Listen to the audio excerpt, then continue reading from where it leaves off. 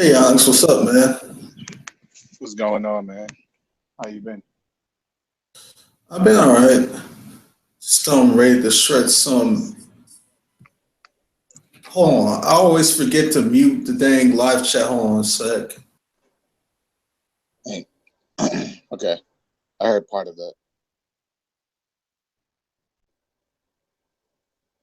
It's kind of breaking up for me. I'm out of data, so like once 6 people get in there, I'm gonna drop out because I'll be no good. I won't be able to hear anybody clear. As I was trying to say, I'm just ready to shred some atheist and pro-abort logic. Pole port logic. Yes, pro-abort logic. I don't call them Oh, pro abort. pro-choices. I call Okay. them pro-aborts. Okay. So I'm assuming you're pro-life. All the way. Better believe it, bro. Okay. Yeah, that's a tough one, man. It's a tough. Well, it's a tough one.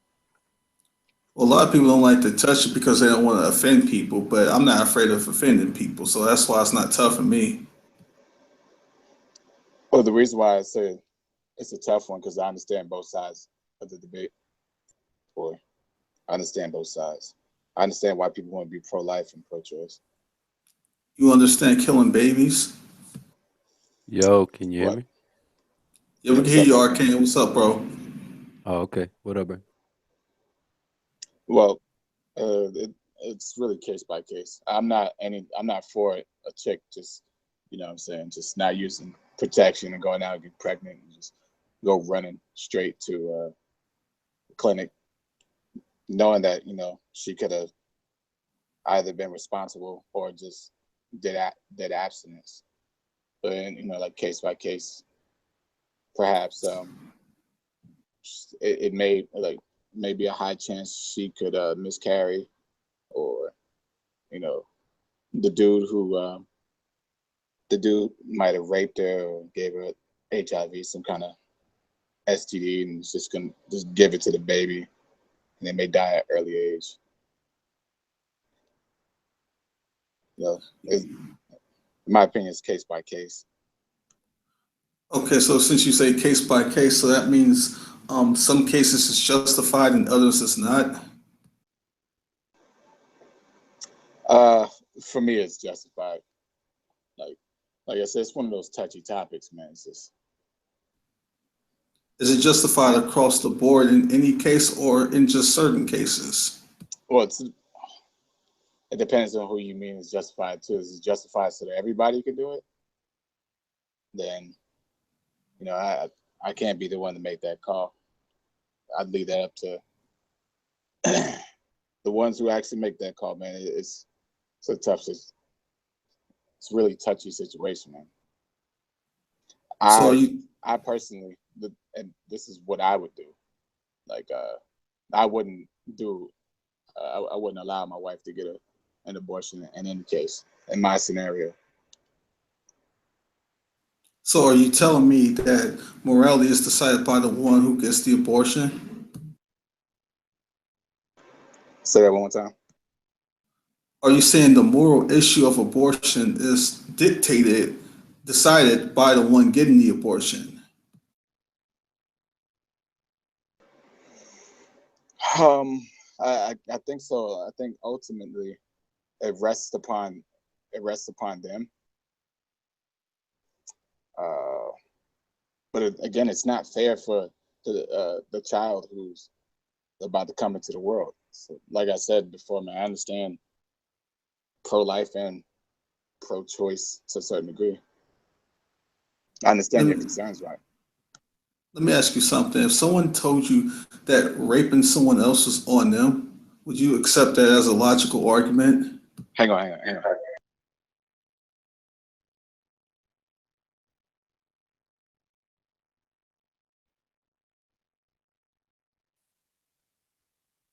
Yeah, it's interesting listening All to right, I'm y'all back. talk. Oh, go ahead. What was you about Oh to no, say, man? you can go ahead. No, I was just gonna say it's interesting listening to you guys talk about it. I'm assuming Onyx is a non-believer. I think he identifies as agnostic. And there's the glitch again. Goodness gracious. Will Google ever fix that crap? Probably not. Damn. He's probably on a mobile device too. Yep. Just got the mobile lag. There he goes. The Dang, well, mobile that was lag out. booty. Yeah, that's that stupid mobile glitch, man. It's the Illuminati. But yeah, I was just saying he's a non-believer, right? Yeah, he identifies as agnostic. Yeah. So it's just interesting listening to y'all talk about it because from like his perspective, like there's really not much more he can give than that. You know what I mean? Like he really can't ground and say that it's all the way across the board wrong, even though like he might personally feel that way. He's he'd be grasping at air from his worldview or his perspective to even try to say that it's always wrong in every circumstance. But from my perspective, in some cases it might be justified from a Christian perspective if, like, for example, the throughout the term of the pregnancy, the baby became ill and maybe could threaten the life of both the mother and the child.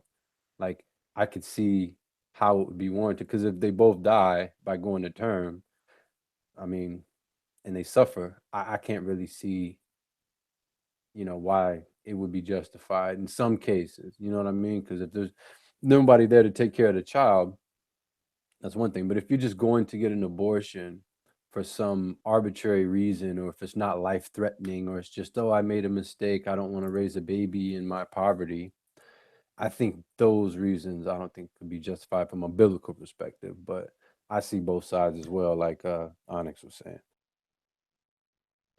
Yeah, I agree with that. With what you just said, Arcane.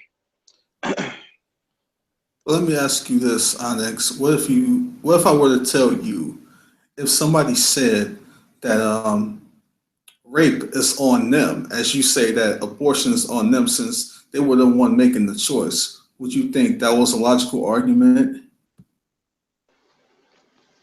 You said if they are if they're the ones getting raped, it's their fault. Is that No, what if you they're mean? the one committing the rape, because you said abortion is on them, they're the one making the choice. But what if I were to say to you that rape is on them since they're the one making the choice? Would you see that as a logical argument? Okay, wait. Rape is on the committer, or rape is on the victim? No, you said like whoever is making the choice, they're the ones who dictate the moral issue, right? It's on the person making the choice. So in the same way, one who rapes somebody else is the moral issue on them. All right, give me a second. Hang on, I gotta answer something. Good afternoon. What's up? Good to see you.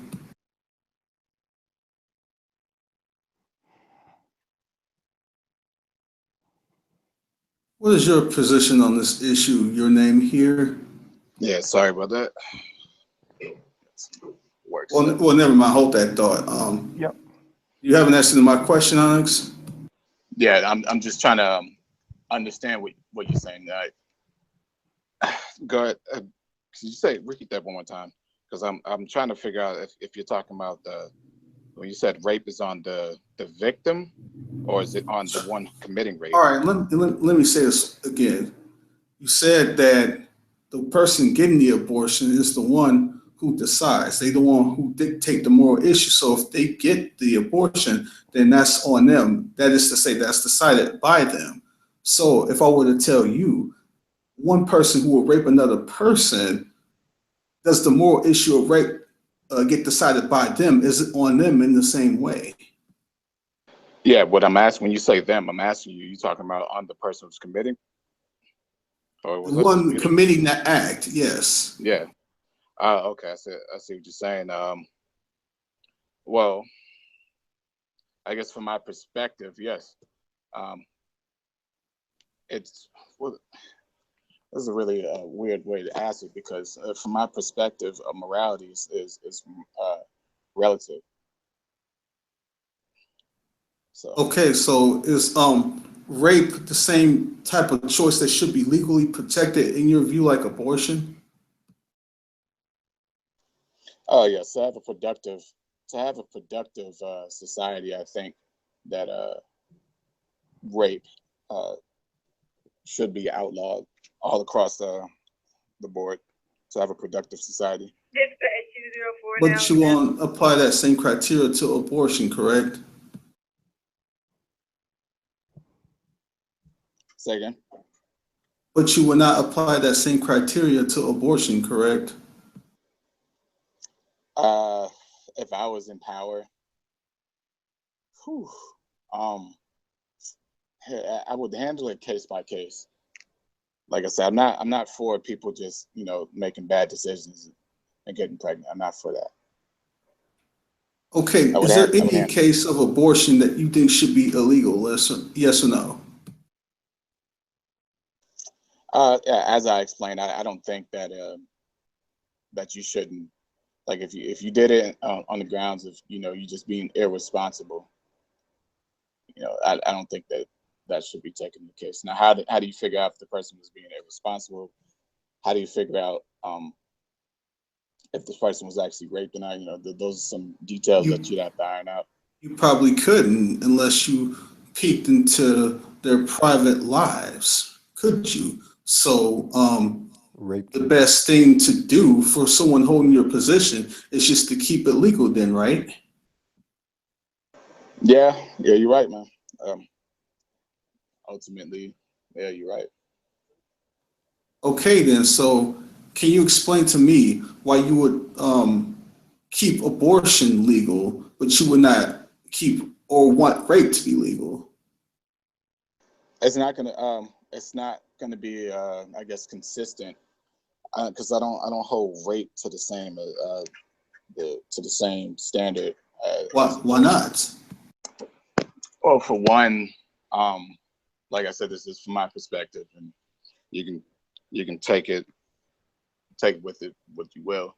But for the person who was raped, they've already experienced life, and um, there's other consequences that come with that.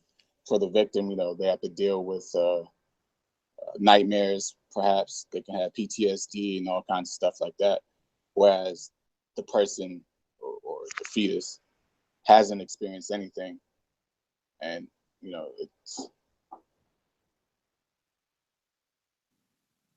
And there's that stupid glitch again. I'm so sick of that, man. Wow. We're just going to sorry about accept the that. fact that that glitch is just going to keep happening as long as Google doesn't fix it. But anyway, Yeah. I would ask you this: what defines what life experience is? What is your criteria on what constitutes as life experience? Because you said that the person raped already has experienced life. So, what is your definition on what the experience of life is? Um, very similar to what we're experiencing now, having a chance to actually, to meet your, be acquainted with certain people, actually coming out of the womb. I guess that would be somewhat. Like I said, it's not going to be consistent, man. I mean, my view isn't really a consistent view. I can't really drive it home as a logical argument, because I do personally realize that there are some inconsistencies with it. Um, but it's just how I personally feel about it, based on my observation of the So, world. But So does your go personal ahead. feelings decide moral issues? You wouldn't suggest that the personal feelings of someone who thinks rape should be legal would justify that. So why does your personal feelings justify your argument?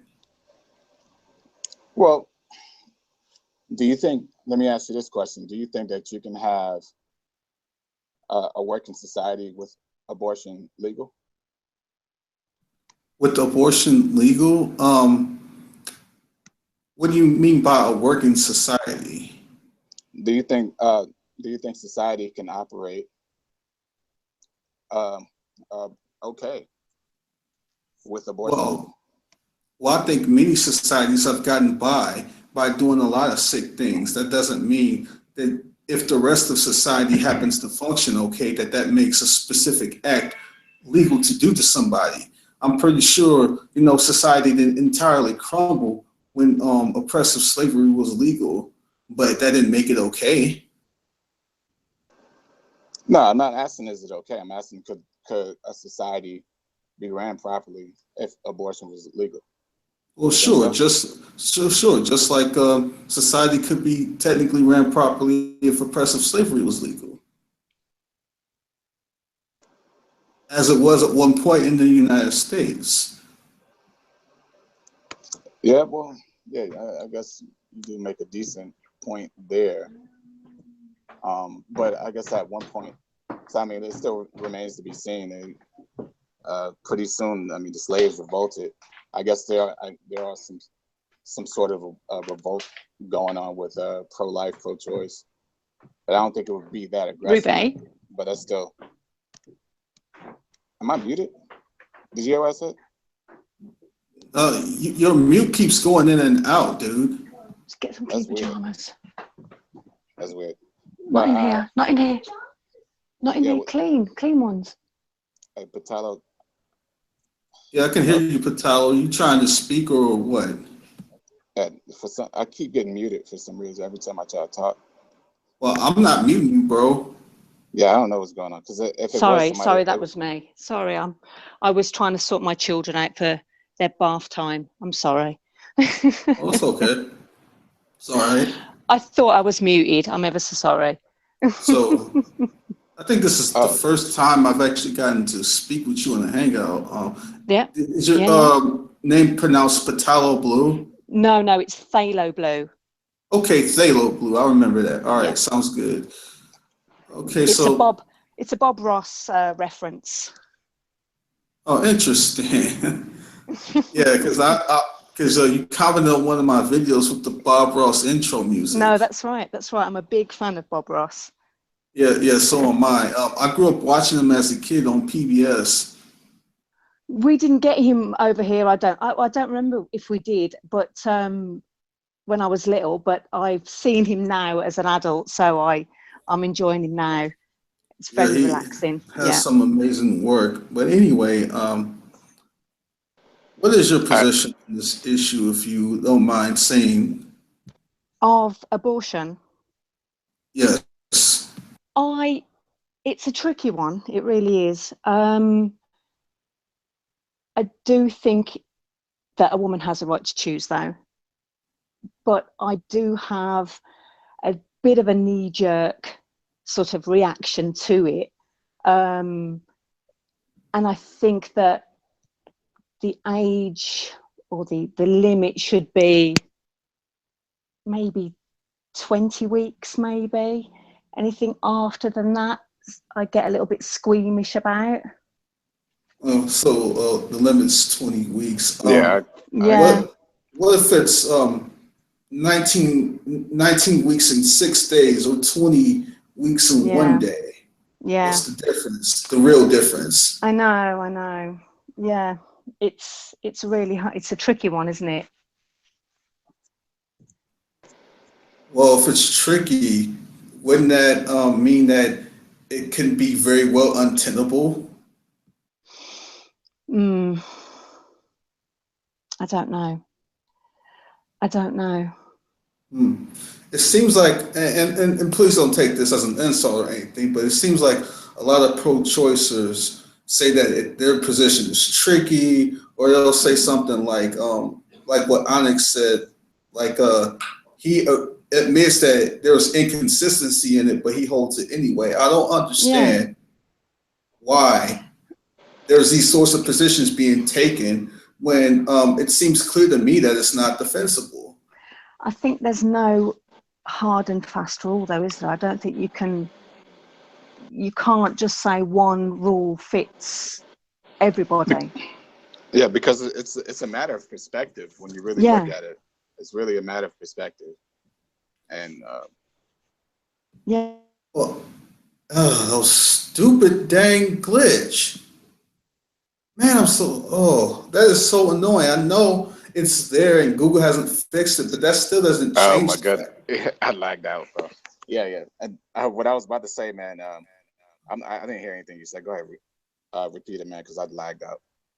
It's just that dumb glitch, but yeah, you say that it's a Sorry, matter I of dropped out. yes, that it's that dumb Google glitch, that Yeah, mobile app thing. I'm on an Yeah, iPad, so yeah, I understand. Yeah, But but go ahead. you say it's like a matter of perspective, and there's no one fast rule or something like that. But let me ask you this: would you apply that same logic for rape? Yes or Well, no? I wanted to go ahead and add on that.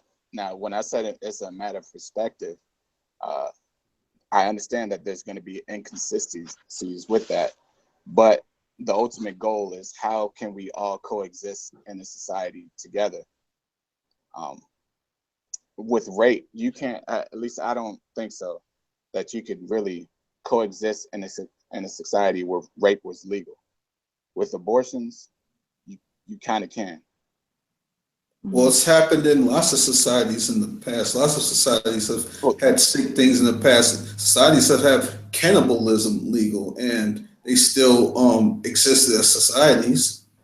well, I'm saying, well, they don't. Those societies don't exist anymore. Why? Because that over exists the time. I mean, over time, people like when we was talking about with the rape thing, people revolted. After so many people revolted, and they was able to actually explain their case. You know, Well, they kind of got rid of it. Well, if you talk about countries like the United States, it's only been around for about 250 to 300 years in that time frame. So, how do you know how much longer countries like the United States are going to last with abortion legal? How, It, how long do you think that experiment is going to last? well, I but don't know. it's not. It really depends on. Oh, go ahead. I'll let No, you no, talk. no. I was just going to say it's not going to end. Legalizing abortion won't be the end of society, though, will it? It won't. It's just like homosexuality won't be the end of society. It's just one of, I can't explain, but it is a thing that happens, but it won't be the end of civilization because that thing happens. Yeah, Well, the question yeah, is not whether it's the end of society or not. The question is whether the act itself is morally right or wrong, because talking about society is just a red herring from the issue. You can't just point to how society functions to justify one particular issue. I mean, you got to think of well, certain nations that were around for long periods of time and had sick things legal. But what about So that now, doesn't though? mean anything for the act in question. But let's look at well, now, at society now, and is it better for society that we that I can't what explain. I Go on, It's go on. what I want to Sorry. say, better. It's what I want better to say for on that. society that we have the legal killing of babies. Wait. Mm. Let me say something real quick. Before I forget. Our society, uh, it doesn't really care one way or another if something is morally right or wrong. That It depends it on who you care talk to. it cares. Can you coexist? Because one can make an argument: is selling cigarettes morally right or wrong? You're selling Mm. somebody something that is literally going to kill them, but our society still allows it because we can coexist in a society where people smoke cigarettes, and in a society where rape, because you're using rape as like a comparison. If rape was legal in a society, in today's society, I mean, it would fall apart. I mean, come on, can you imagine how many females would be like just having PTSD and things like that? Rape was just legal. So, yeah, I got And raped. then Oh and then well. you have Or the children from the products of that rape as well. So it's But Rape was here's the thing. Abortion has been around for thousands of years, and this didn't just start in modern times. And many societies which has had such a thing legal in the past have dissipated out of existence. So where does your argument go from there? Well, the only thing I can really say is our society seems to be more of a progressive society, and is moving towards can people do things on their own account without it affecting somebody else who's actually out of the womb. I want to say So somebody. in modern day progressivism, you're just making an assumption. You haven't even seen the results of today's progressive experimentation. So you're pretty much just making an assumption that you have no basis for. No, Thing I is, in many societies in the past who will have stuff like abortion legal or something similar to it have gone into extinction. So those who don't learn from their history are doomed to repeat it. So are you saying that our society will collapse with abortion being legal? Is that what you're saying?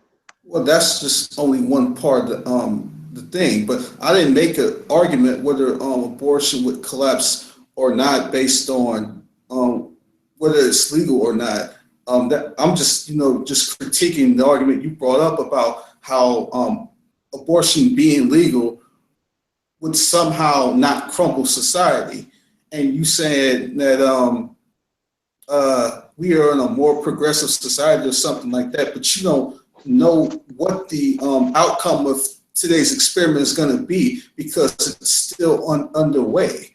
All we know is that That's true. thousands of years in the past, societies which have had things like abortion in them no longer exist today. So, I mean, you just live in the experiment now, but I think the evidence seems to weigh heavily against you, given what happened in the past. Well, okay. Are you saying that societies that allowed abortion in the past have crumbled?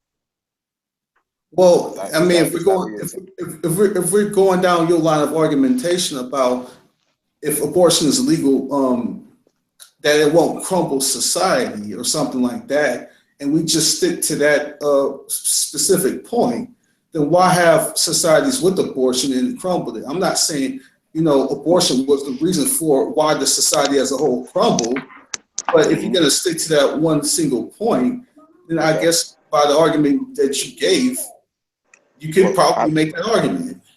Well, I would say that you would have to show first that abortion was a leading variable which crumbled their society before you assert that point. Okay, so you can't just say, because I can also say, well, I can make up something that existed in that society that and I could place that argument and push it back on you. But you have to give me an example on how abortion. No, I don't have to make that argument, sir. I'm critiquing the argument that you brought up. And even if I did have to show some sort of leading variable, then that means you have to show the same leading variable in today's experiment, which you just admitted you couldn't do just as of now because we're still living the experiment.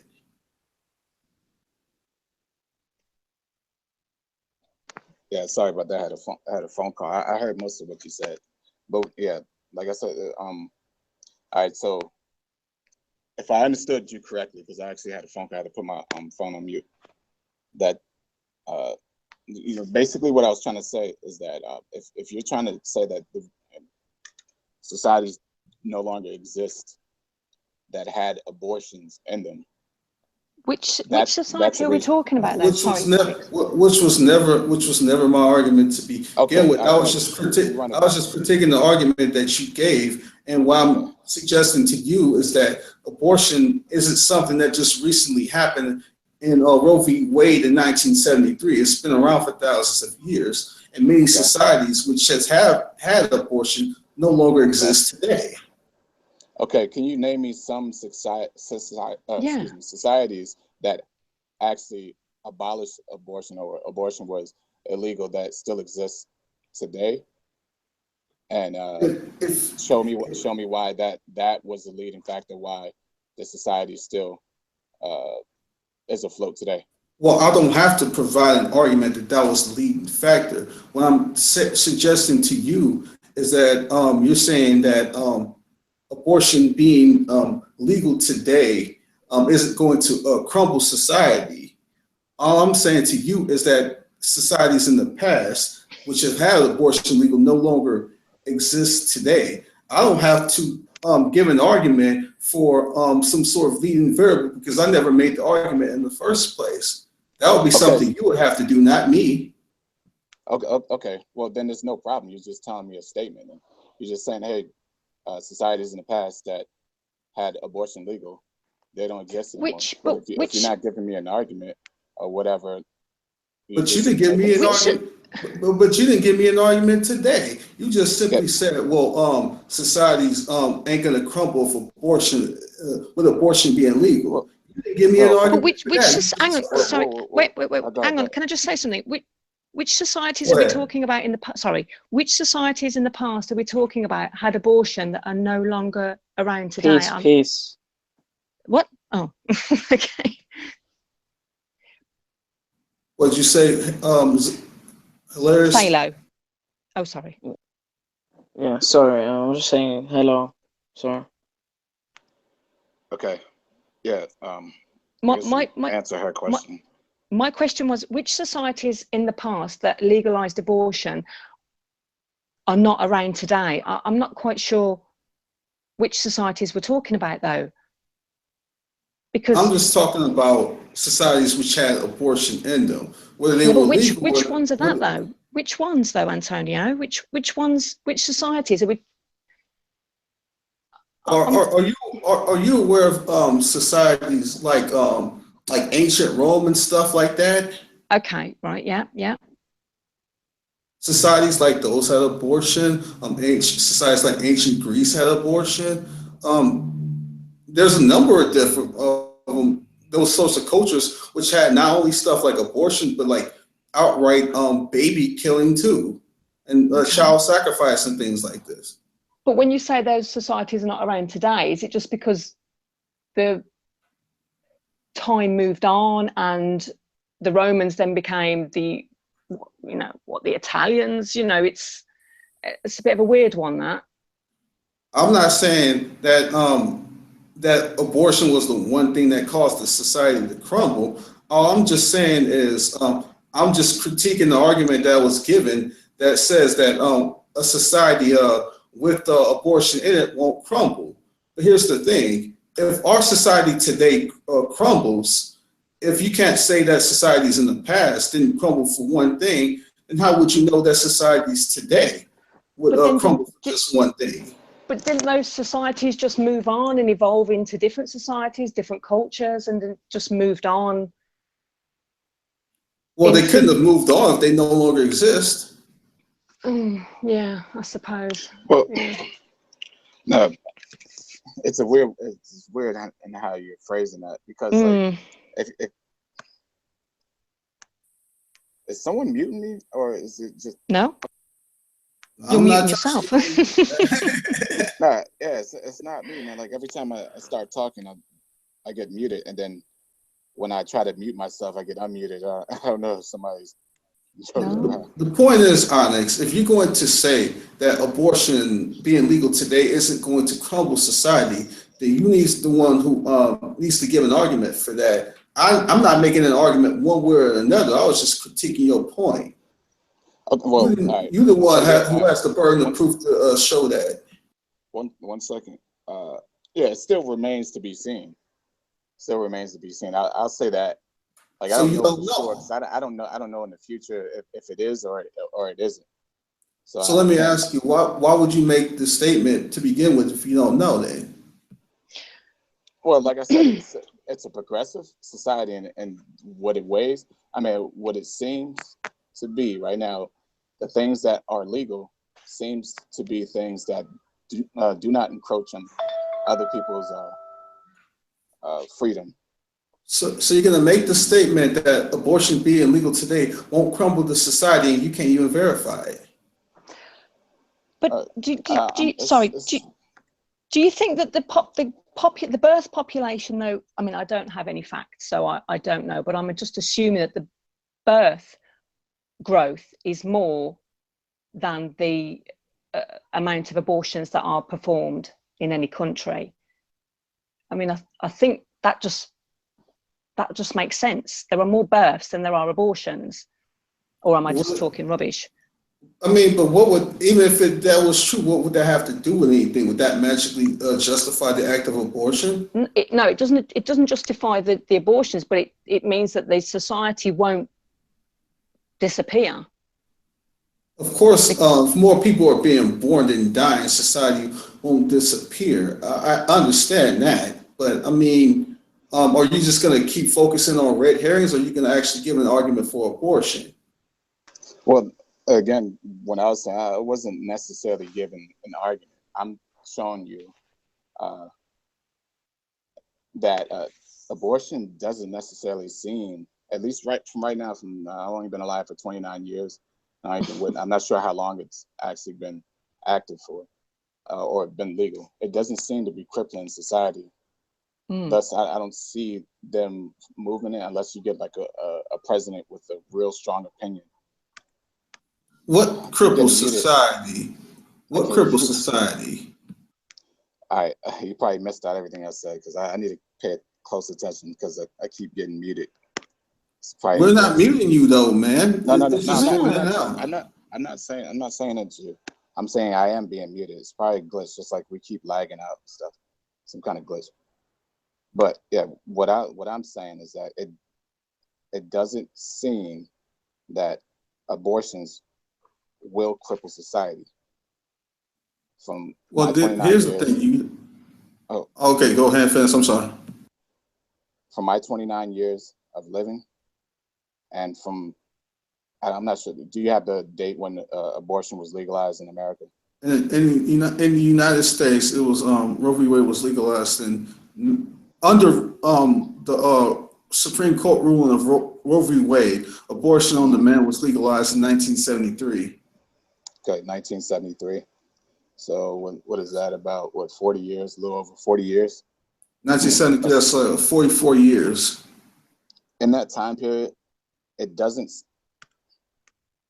Jesus, dang it! I don't even know if I could. What the hell? I'm gonna leave out and come back in and see if this keeps. Yeah, Onyx, I don't think you have to worry about it. I just think it's a glitch. It shows you being muted, but you're not being muted at all. Yeah, we can still hear you even. It just keeps. Okay. It's just the icon is flashing, but you're not being muted. Okay. All right. Yeah, we can hear you fine. You don't go in and out. You're not losing your voice. The icon just comes Yeah, up. it's just the icon flashing. So it's a glitch. All right. So yeah, from 1973 to 2017, it doesn't seem like abortion will cripple society. Wow, what the hell is that? Nobody got sniped. It's just a stupid glitch. Oh, but I'm on mobile too. I should have been kicked.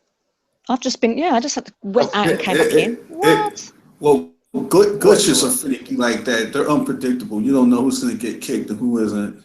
Weird. Illuminati. Yeah, right.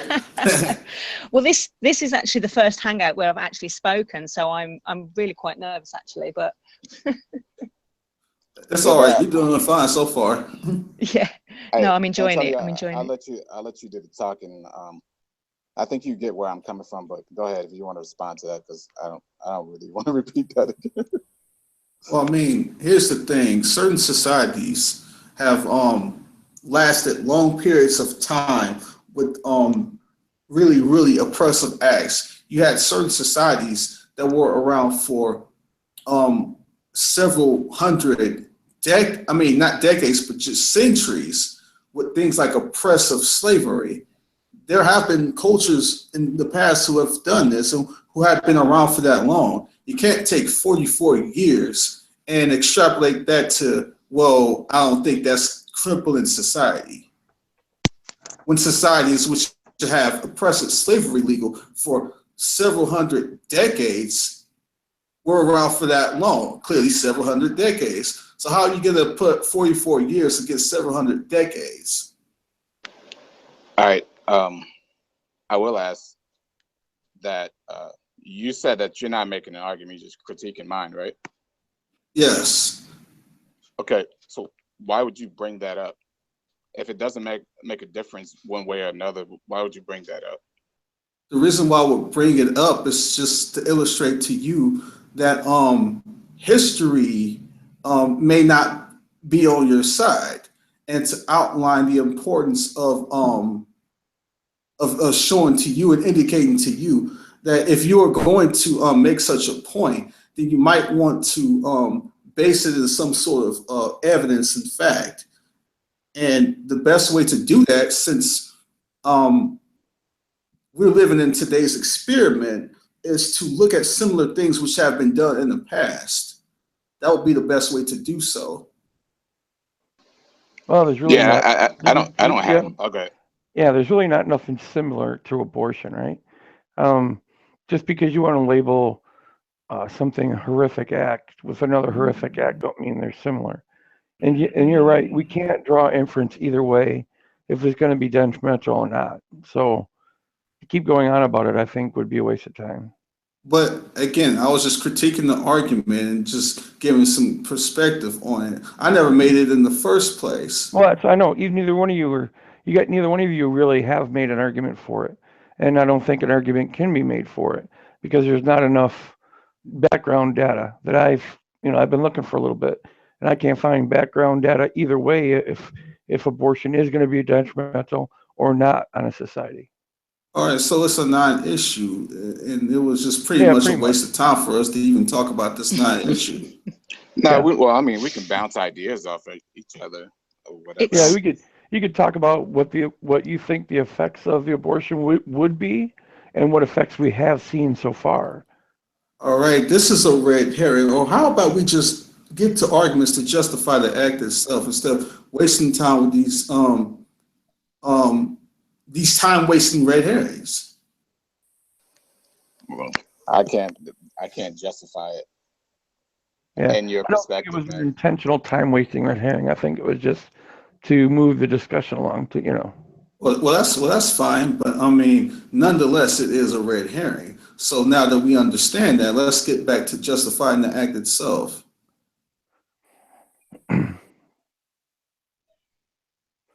So yeah, I can't give you any concrete evidence. I'll leave the floor to somebody on that. Go ahead, okay. No, I was just agreeing with you that it was, a red herring, and that the issue itself really can't be answered outside of a transcendent objective standard in the first place. You know what I mean? That's right. Well, I don't know what that means. Yeah, we don't know there is a transcendent outside objective, and I don't believe that outside objective is really an objective. It's just a source that says one thing, and I believe that source even contradicts its own objection, its own absolute, morality. But that would be a different thing. That basically means if there is no God, a end-all be-all of morality that says thou shalt not for eternity, then the question is really unanswerable from an objective standpoint. You can only reduce it to subjectivity. But if God does exist and he does say thou shalt not, then that is objective. That means no matter what you feel about it, that's the case. Can I So just some check? people believe that you can't know, just like Bob over here is trying to say you can't know. Can I check something with you? Yes, go ahead, Dilo. Yeah, thank you, Antonio. In the Bible, because I have read some of the Bible, but not all of it. So what does it say in the Bible about abortion? Because I actually don't. I'm not that clear on it. So is it that it's completely outlawed, or it's vague, or it says it definitively, or Well, what does it say? well, 'Cause there's I don't know. nothing that clearly says that it's like wrong verbatim, but you can make inferences to where it can be inferred. Well, I just made a redundant inferences to be inferred. Okay. Yeah. Yeah. Well, what I mean by that is, if you look at certain passages, it clearly looks at the unborn as a person. Every last single one of us are made in the image of God, and so there's let me see. I'm trying to think of what it was. Let's I'm see. trying to. Form. Sorry. It's Jeremiah 1:5. Before I formed you in the womb, Yeah. I knew you. Yes. Before you Yes. were born, I set you apart. I appointed you as a prophet to the nations. Yes. I don't know why I couldn't think of it, but that's right. But the only thing is, it says, if we take it in context, it says, I appointed you as a prophet to the nations. So he actually wasn't talking about everybody. He was talking about a prophet. No. Well, since you didn't drop out, because that's that glitch again, but since you didn't drop out, I'll address that. Yes, he was talking about a prophet, but here's the thing, though. You got to take into account God's omniscience. It's not the fact that he just creates one person and he knows them in the womb. He creates every last single one of us as individuals, and he knows us all. Okay, so I just He cut creates us. You can't just infer that he only knows one person, because that would completely contradict God's omniscience if he doesn't know us before he creates us. Okay, I did cut out a little bit, so I don't know whether I've just missed something there. But if he knew us in the womb, what? How does that? Where is he saying that the abortion or termination or destroying the baby, or however you want to put it, is wrong? Where is It says that? thou shalt not commit murder. Yeah, thou shalt not commit murder. That's the context. Yeah, there you go. Bam. So that's that, but it's not specifically talking about a child in the womb, though. There's nothing about a child. Well, murder is murder, right? I mean, I'm not. Yeah, of course, I'm not being. I'm not trolling you. I'm just genuinely want to know. Well, the It Bible doesn't doesn't say that though about specifically. abortion. Though. The Bible doesn't Can I ask you specifically a say, question about that? do not kill Gotta refresh it. unborn. The Bible does not specifically say, Yeah. do not kill the unborn child Yeah. at 8.5 months of pregnancy. But you think that would be okay by the argument you just gave? You No. honestly think It's just me. what Let you me just ask you a did right question. there? What you just did right there was an argument from silence. That's a fallacy. Well, let me ask a question. It might seem like a gotcha question, but it kind of is. I'm not gonna lie. But if let's say you were pregnant, right? And you just found out and you were like 15, 16 weeks pregnant. And someone came and punched you in the stomach and you lost the baby, you know, God forbid that would ever happen. Would you want that person prosecuted for homicide of the baby or just assault? And let's say, even worse, let's say both of you were killed. Do you want your family members to press for a double homicide or just one? I don't know. I'm wondering. I'm just wondering in English law, because that's what I'm in the UK. I don't even think if a baby in the womb was killed. I think it's a strange term. It's not even. It's not murder. It's something odd. Over here it is. Over here is it's it double murder. Is it okay? It's. Well, I could be wrong. I really could be wrong, but I just think it's not. It's not that, but it's something else. But it's not a serious. Do you know what I mean? As murder. although I think it's a red herring, I will note that there are a number of different countries that are rooted in something called common law. And a lot of laws that exist in like westernized countries in particular were originally rooted from common law. But that's just a side issue there. But the thing is, there's something being legal make it right. Like, Yeah. here's the thing. I don't know. I mean, A lot I of don't have. people in the United States think the fact that marijuana seems to be still widely illegal. I mean, it's being Well, don't loosened, but misconstrue my question though. for the most, Like, just real quick, for the most part, marijuana is still widely illegal in the United States. Does that make it okay? Just because it's illegal? I mean, I don't think anybody, whether someone smokes some marijuana or not, should be the government's business. So right. what I'm suggesting to you is whether something is legally legal or illegal doesn't affect the moral issue of the thing we're talking about in question. Right. That's why my question asked was, would you want that person prosecuted for murder? Like, if you were Yeah. killed in a homicide, let's say somebody killed you and your unborn child, would you want, if you were still alive, to protest the matter, a double Okay, homicide? so if I Like, wasn't regardless killed, of the law. Yeah.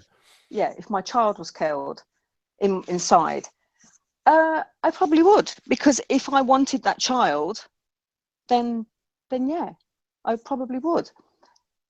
But then that's different to if I was walking down the road planning on getting an abortion. It's a hard Okay. one, but if Okay, I was, then I'm sorry. I thought you were done. Go ahead. if I was off to, if I was, I'm sounding very flippant actually. I don't mean to be, but if I was on my way to the abortion clinic, then probably wouldn't want that person to be prosecuted because I would have been going to do that anyway. Right. Well, then explain to me why, in many cases, even probably even in your country where you are, late-term abortions are illegal. Yeah. You could say, well, the mother didn't want the child then, let's say at 8.5 months. Why would that be a problem then? I don't know, Antonio. I don't Well, I know. think it's I more just think that, personal like I at said at that the start, stage. when I first came in, I said, you know, I believe that abortion should be given, but I do have a problem with anything after. What did I say? 20 weeks? Did I say 20 weeks? 24 weeks? Well, yes, but what I'm trying to get across to you is you saying that whether a woman has somebody, her unborn child killed by somebody else, it's different than her going into an abortion clinic. Now, here's the thing. Someone else could kill her baby, her unborn baby, at week 3 of her pregnancy. That's a problem. She wants the child. But if she does not want the child and kills and has the child killed at 8.5 months in certain places, that's a problem.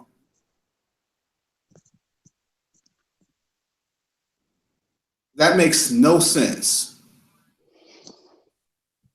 Yeah.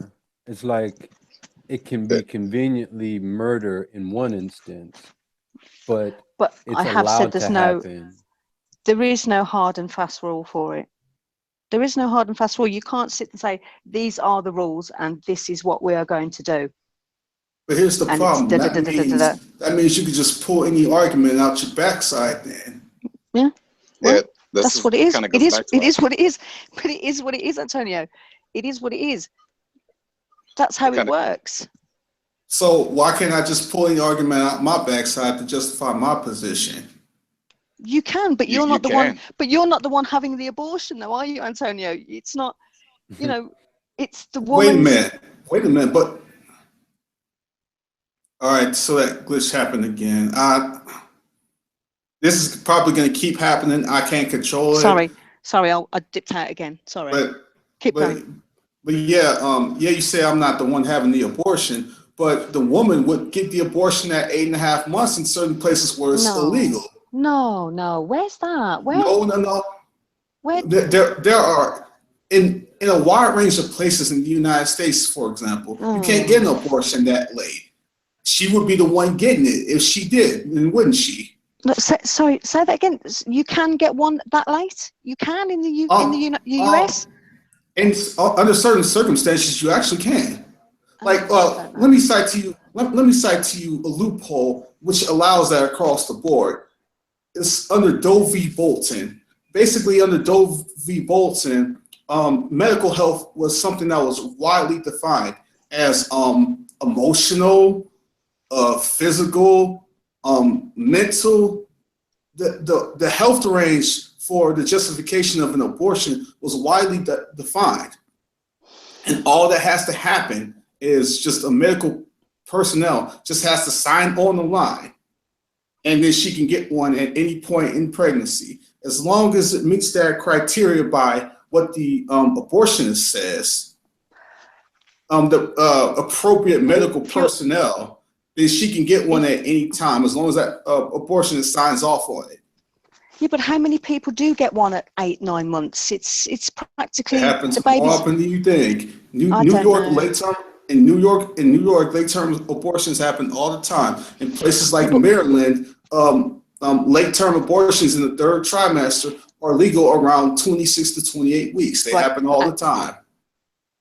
Does it give you the reason why they're happening? Because I don't think a woman would have a child inside them for 8 months and then think, oh, I can't be bothered anymore. I'm just going to get rid of it. I just can't be bothered. I wouldn't say that. There's That's got to be a reason why. Is there a problem with the baby itself? You know, are they going to be severely handicapped? There's got to be a reason why. Yeah. But here's the thing. Well, but this what is you're it. doing. I don't think. Sorry, let me just finish this. Go ahead. I thought you were going to go ahead. I don't think the people that sign off on abortions will just go with the mother at 9 months. Will go, oh, okay, let's just sign it off. Let's just kill that. You just get rid of it.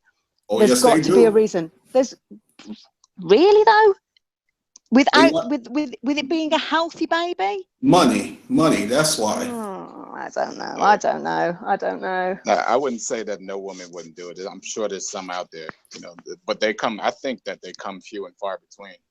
It's not every day. That, well, I suppose. well, it Yeah, could, I'm not saying is, it doesn't happen. numbers, it probably is every day. I'm not saying it doesn't happen, but there's got to be more reasons for the baby. There's something wrong with the baby rather than the mother just can't be bothered.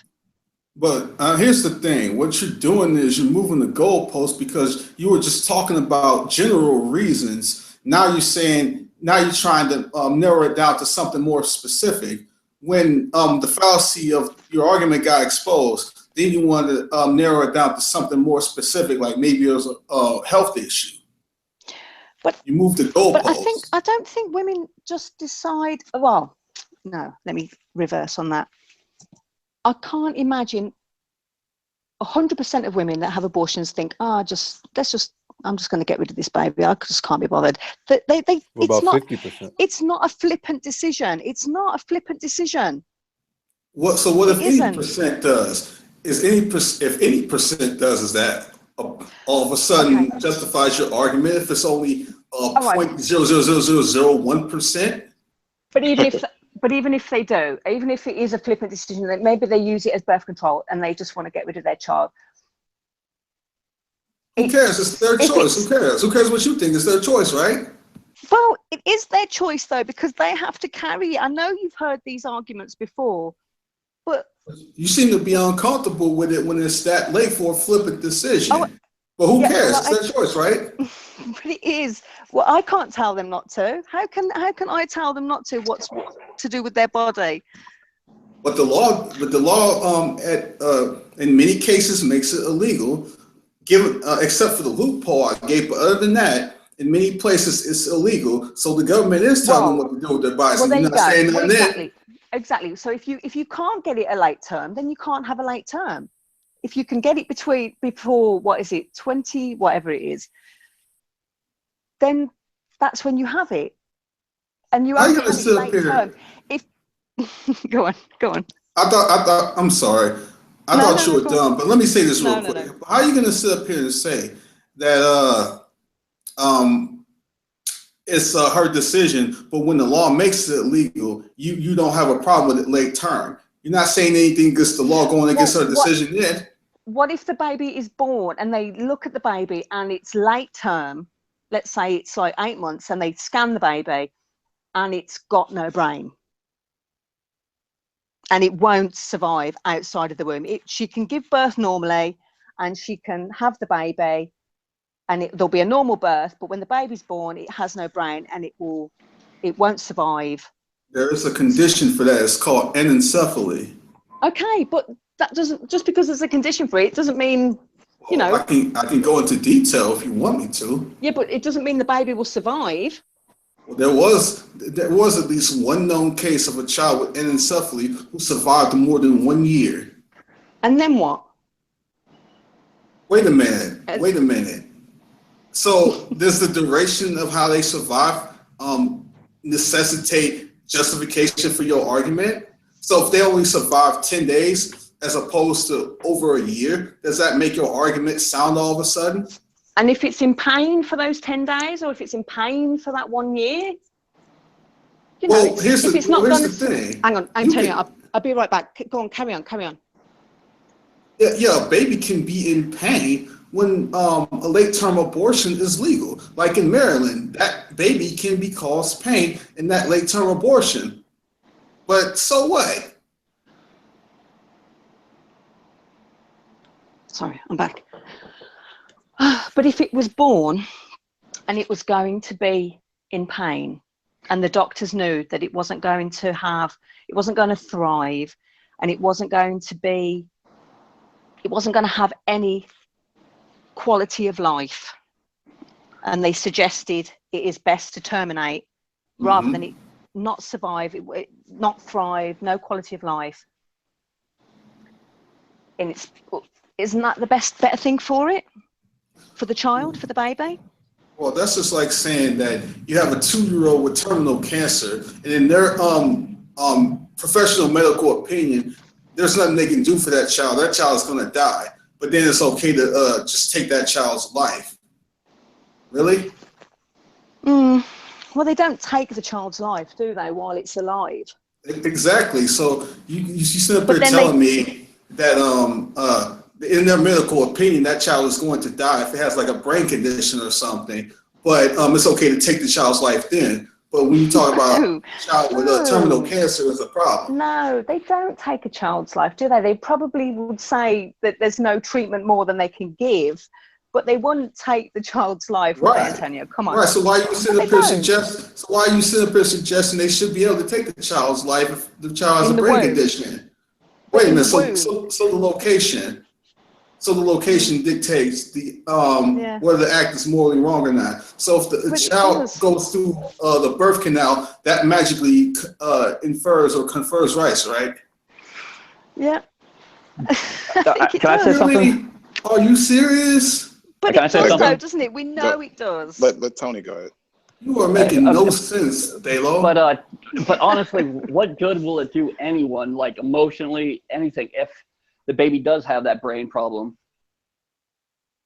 and for 10 days, what good is it going to do anyone? I mean, it's going to be the most painful 10 days of anyone's life. It's not like abortion is an easy thing to decide. It's like one of the most difficult things a woman could go through. Here's the thing. So you're basically saying because it makes you uncomfortable, it's magically okay. It's all of a sudden okay. Well, I'm just saying if you can take care of it before it happens. You wouldn't want to see your child suffer. Why would you want to see your child suffer? No, nobody wants to see anybody's child suffer. But why is killing the first option? That is intellectual laziness. No other it's just option. Disgusting. There's no How do you know that? You don't know that. There is, but the child won't survive. The child is in pain or it's brain dead. Short of a miracle, yeah. Short of a miracle. I can tell y'all there are medical professionals who have worked on similar cases like these to where parents did not want to kill their children in those cases, and you're gonna tell them that there was no other option? Stop the nonsense. Well, that was their decision. What was the cases? How many cases has that happened? Wait a minute. That was their decision. If that was their decision, was it wrong? What is it? It really. Does it matter? Does it matter whether the child is in pain or not? If it's their decision, it's their decision. Yes, they decided to deal with it and see what happened, that's on them. That's So good. why I'm would glad you- that their baby made it. So why would you give me this flimsy pain argument if it's their decision to begin It's with? not a flimsy pain argument. If Yes, you've it been is. through that, no. If you've Yes, it been is, through because that you just pain, sit it's not up, flimsy. because you just sat up here and told me that, well, does the child feel pain? But if it's their decision, then the pain argument is irrelevant, because ultimately it's up to the parents then, isn't it? Well, it's the decision that the parents don't want to see their child in pain. Yeah. If the child's going to die and there's just 0.001% chance that the child might live, It's not even going to come out of the hospital. It will just die. it's going to die in the hospital. Yeah. So for the parents who said, no, I don't want to kill my child in that particular circumstances that y'all brought up, was that wrong for them to not make that decision to kill their child? No, No, but they have to it's watch not their wrong. child. They have to watch their child in pain and die. And How do you know that they were watching their child in pain? You don't know what the medical personnel was doing with that kid at that point when they But then made if- that okay. decision. You're But if the making way child- too many assumptions. Well, that you either have do no you. way to But verify. Either do you. You don't know. this I is wanna a say- it is a No, hypothetical no, no. situation.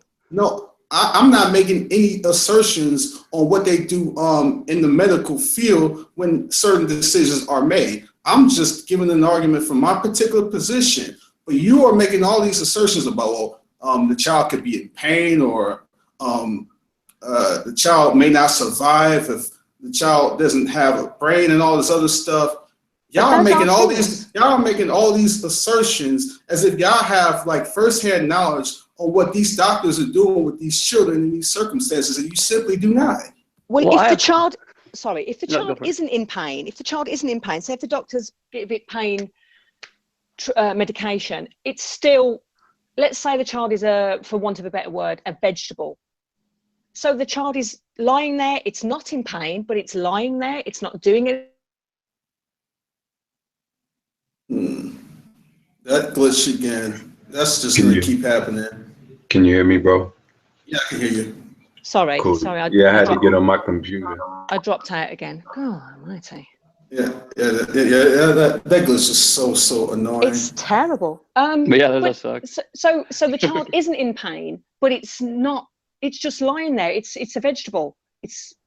What good is that for the child? The child is not experiencing life. There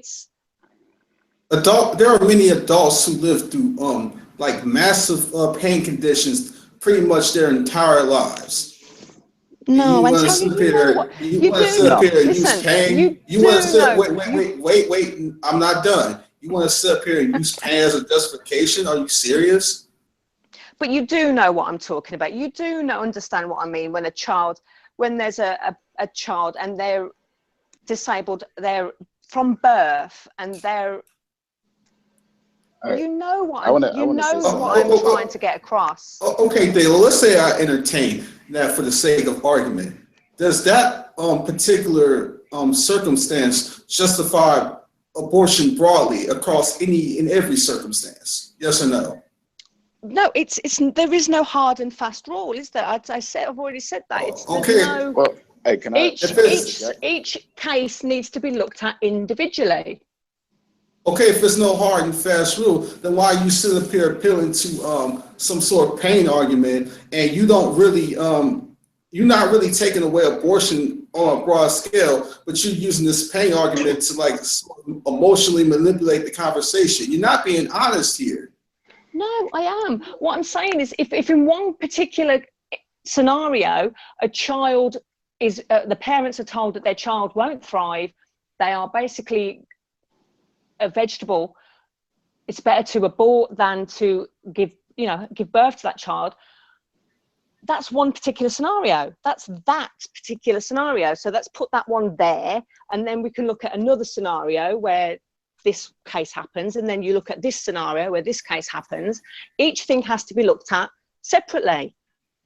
What I don't Exactly. understand is, why are you bringing these scenarios up if y'all acknowledge that it's the parent's decision to begin with? But because it's the parent's decision. Because What- also, don't you have to get it signed off by a doctor as well? Yeah, you can't just walk in and say, I want to kill my kid.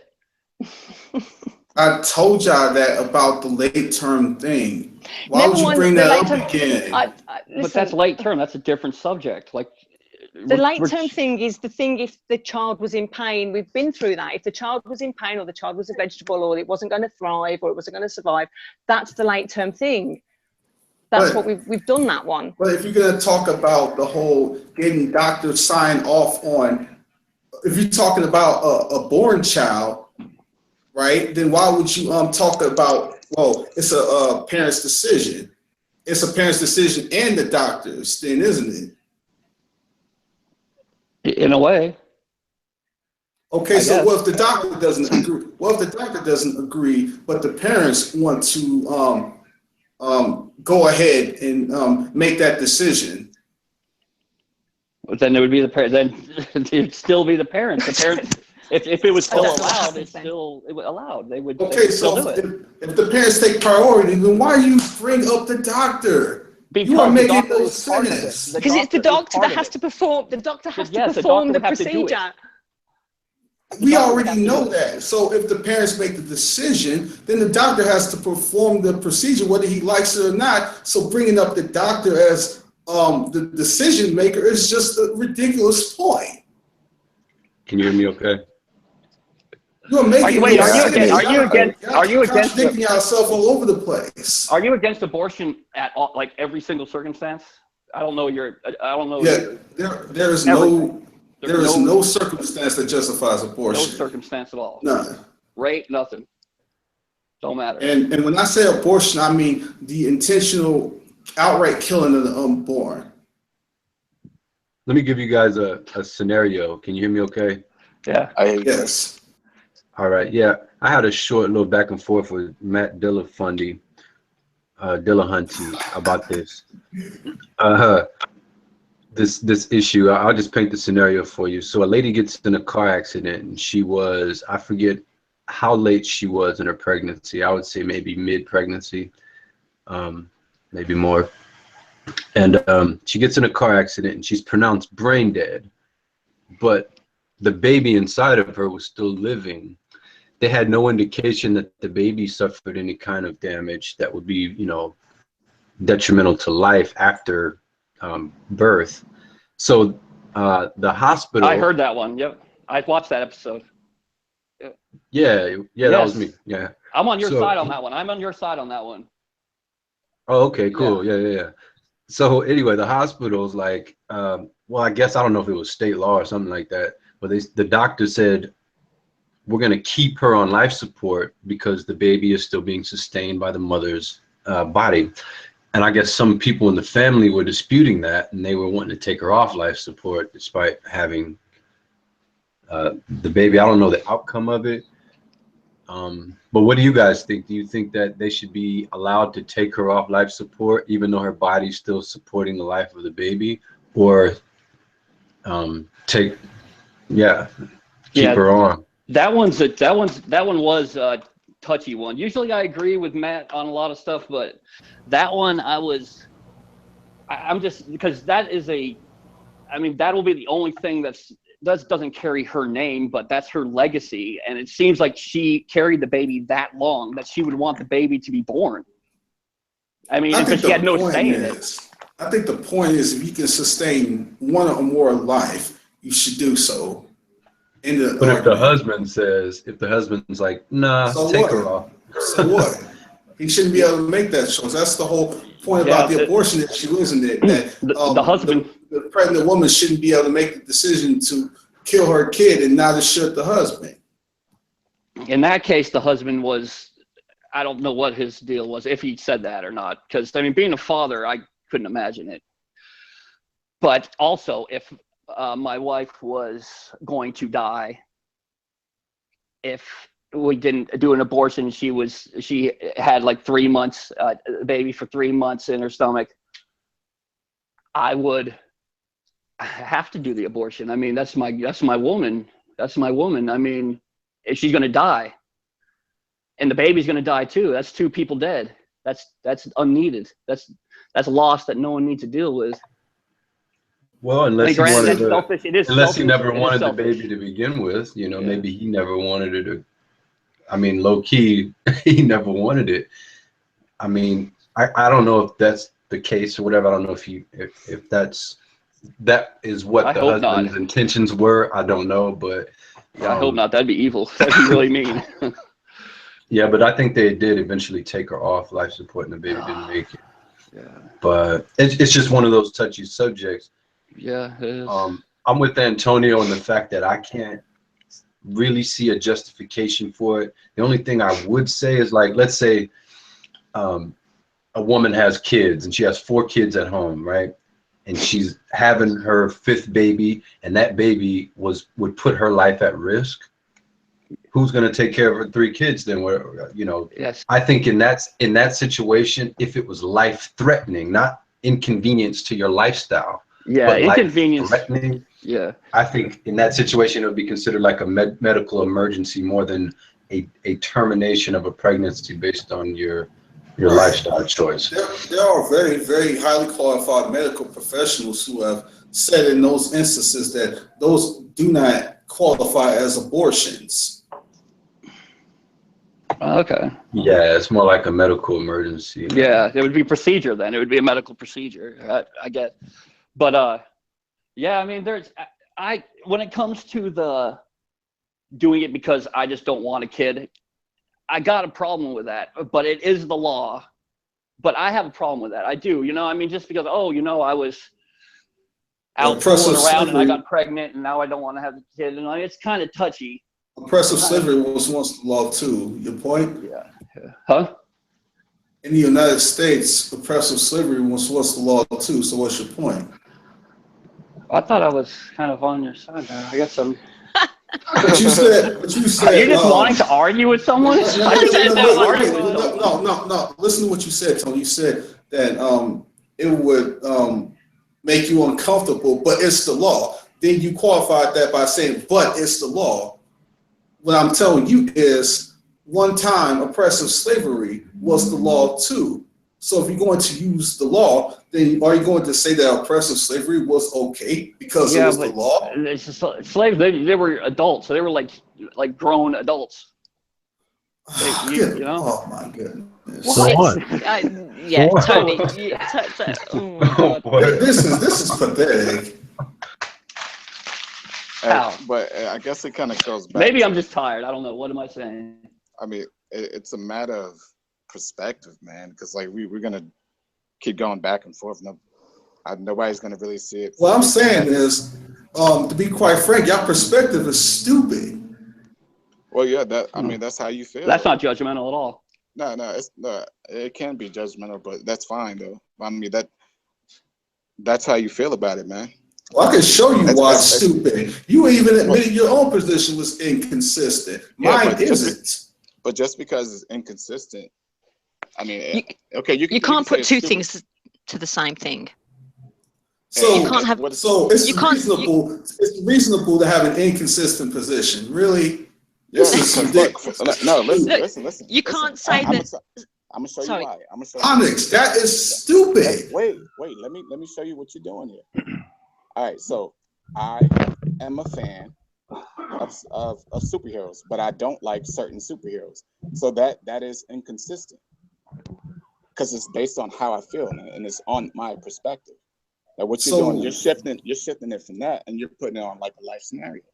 It's a certain perspective. It's not going to be consistent. Fictional superheroes equate to what we're talking about in this situation. Yes, it's like equating slavery to abortion. It's not the same thing, though, is it, Antonio? Exactly. Why? Can you explain? Why not? Why isn't it?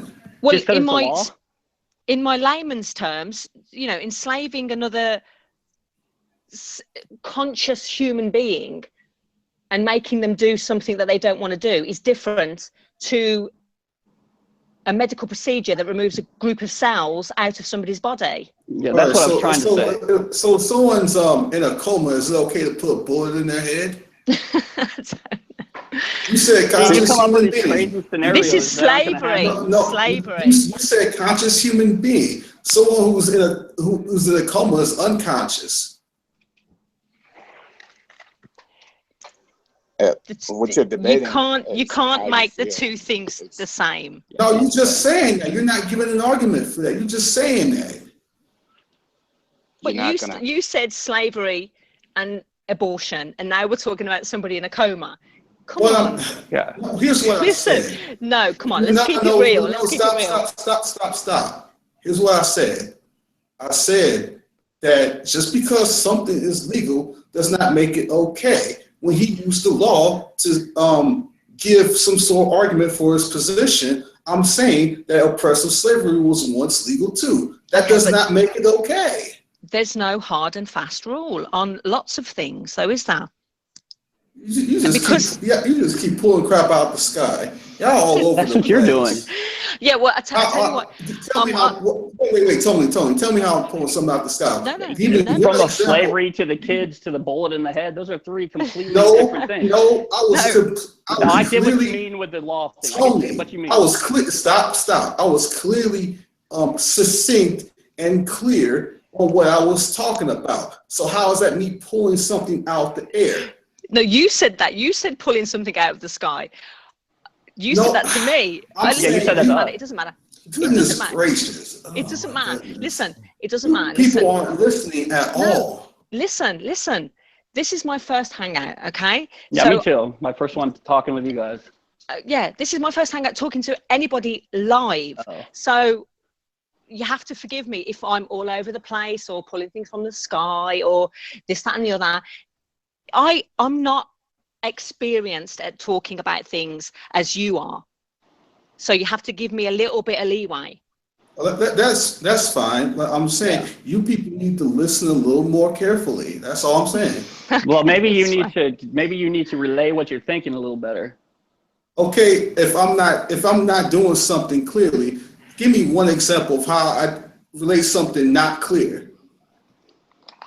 Oh, that doesn't matter. Let's move on. You win. You're right about that one. All right, let's go to the next thing. All right, so you're gonna make an accusation that I need to do something. Listen, better. It's fine.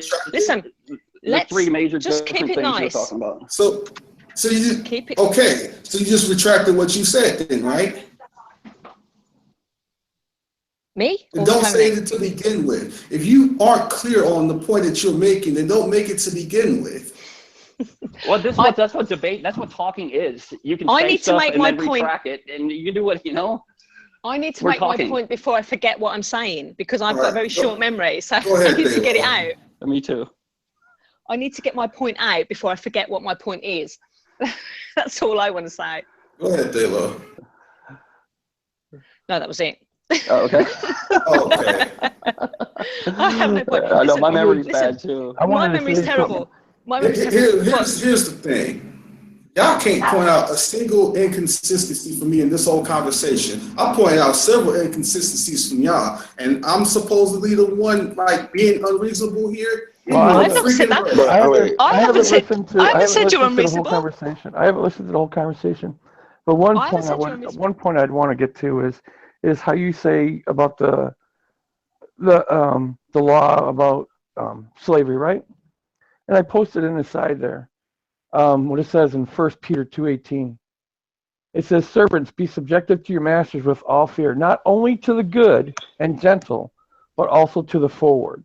That's a red herring, dude. We're talking about the abortion issue, not about scripture. You make it a red herring. Hang on, let me explain it. You keep bringing up the law of slavery in the United States, right? Like it was a bad thing, right? The law of slavery was a bad thing.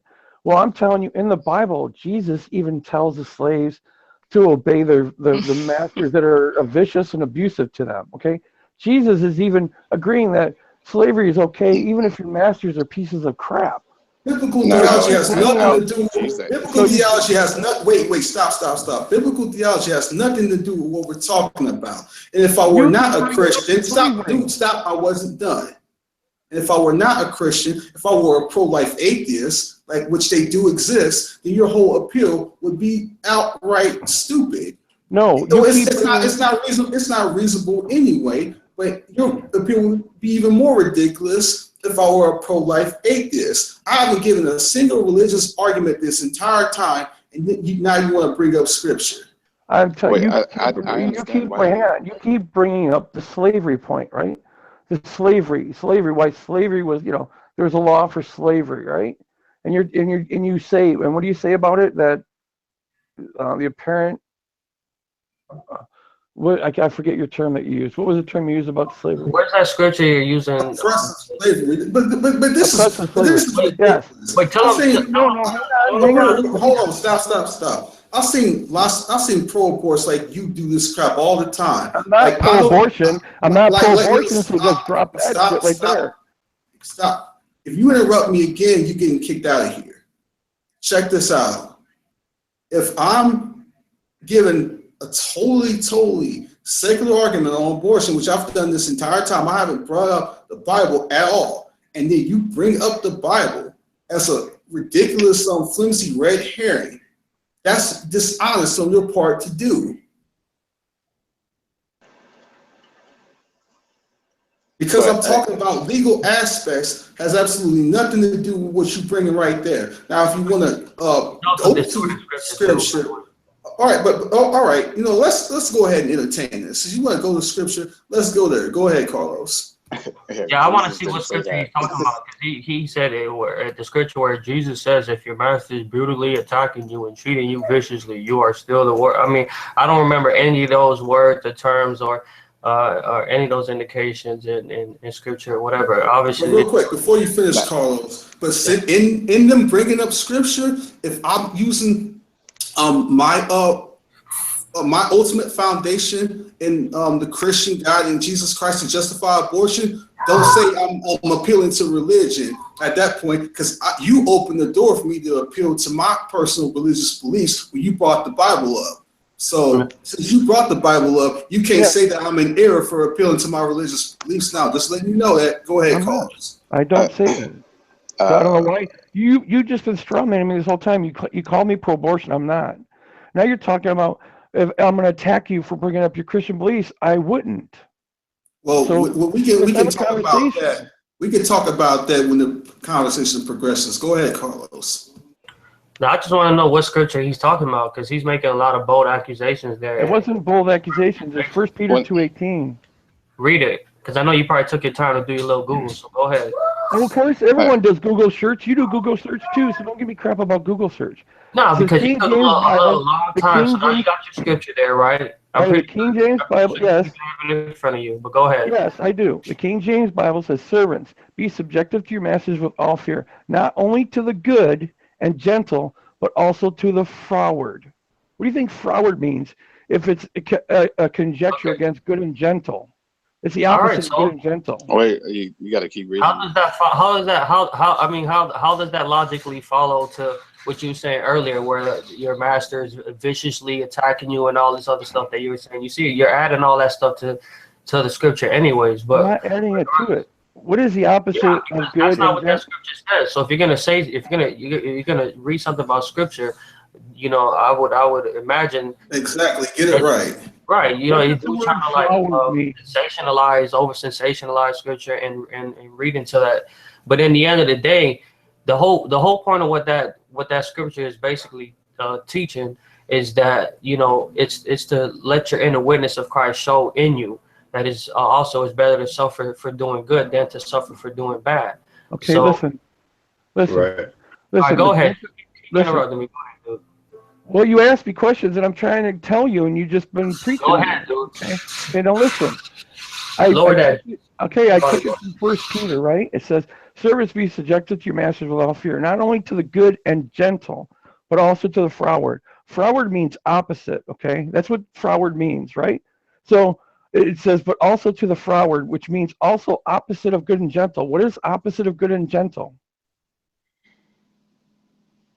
I'm not adding things to the Bible. I was just translating it in a different word. It means opposite of good and gentle, which means vicious and violent. Wait, bad. Can I say something real quick? You reading more, putting words into that. The only thing I want out of this dude. Go ahead, Onyx. The only thing I want to say is that if you're going to bring up scripture, be sure that you bring up its full context and don't pull it out of context. Exactly, he's right. That way we completely understand what it's saying and why it's saying what it's saying.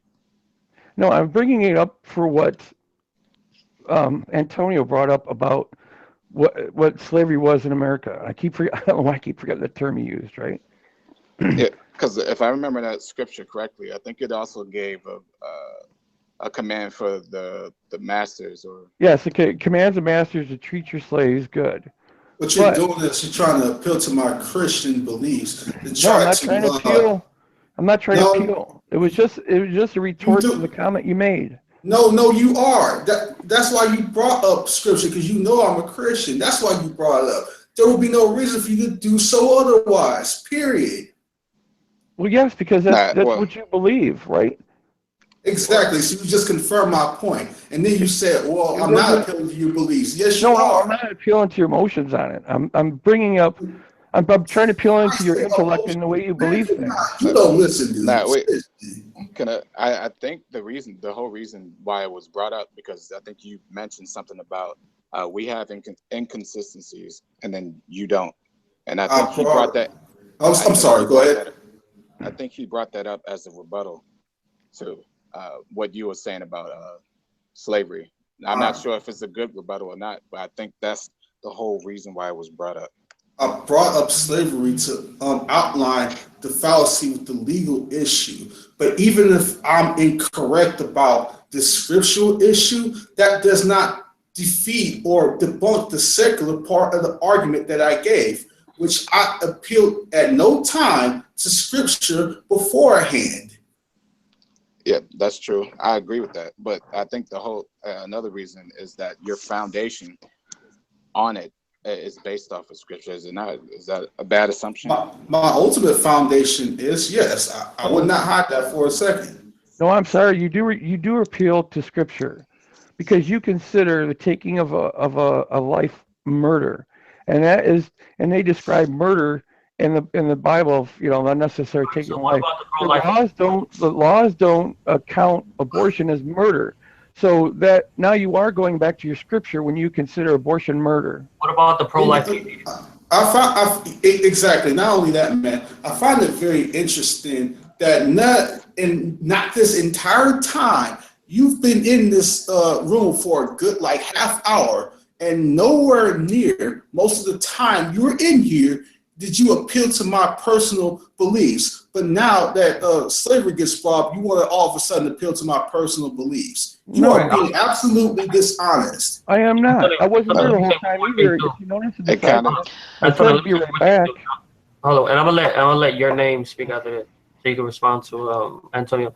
You see, just because the state deems something to be legal doesn't justify it, because a person can easily use that argument to justify what Adolf Hitler did in Nazi Germany, or how black slaves were looked at as second-class humans, or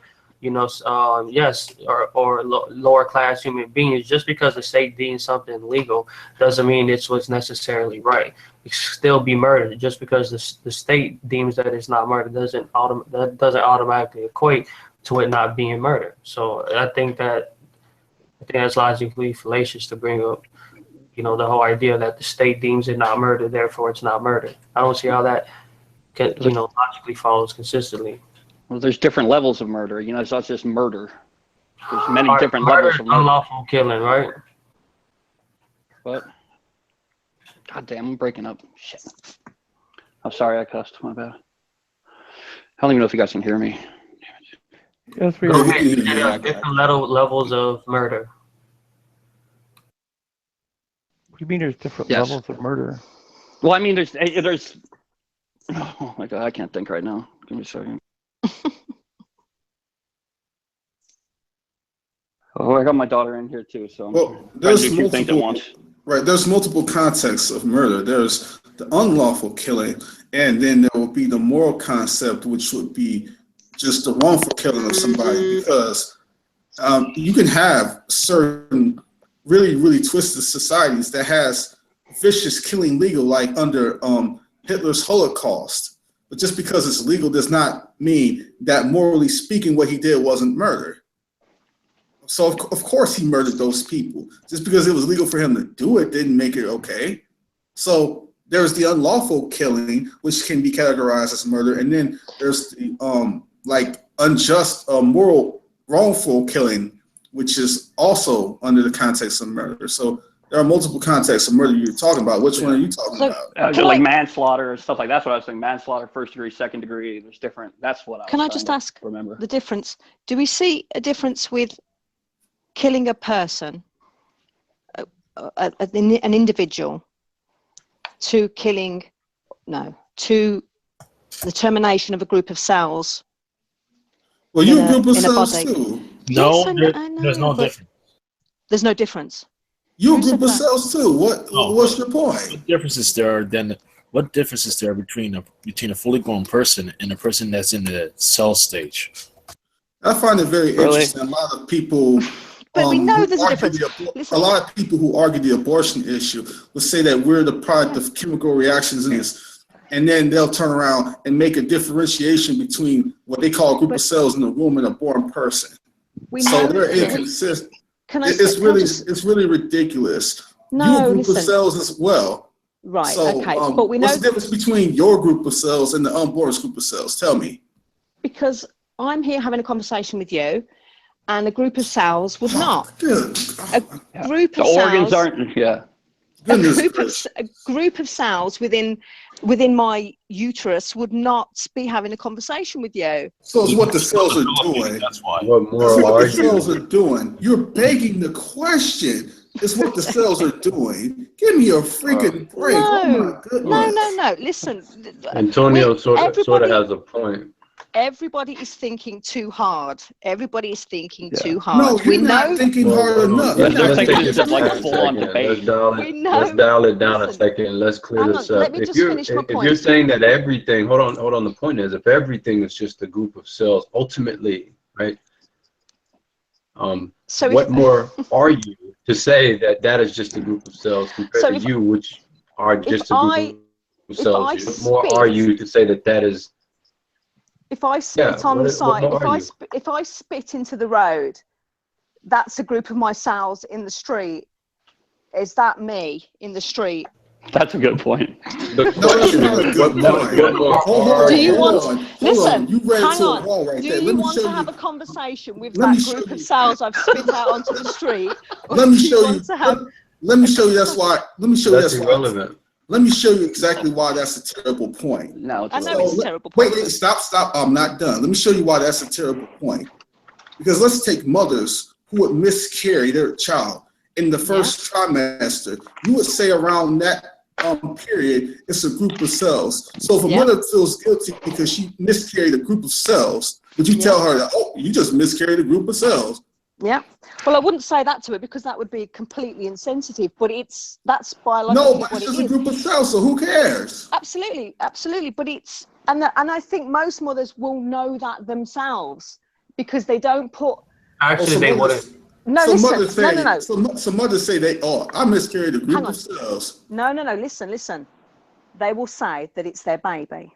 They have miscarried their baby. They will say that. So is it their baby or not? But they will know. But they will know that it wasn't viable. They will know, as I did, that it was a group of cells, and it wasn't going to survive at 4, 6, 8 weeks, whatever. Now you're talking about survival because the born is also a group of cells. Come on, you keep moving the goalposts, Taylor. This is ridiculous. But you're asking me.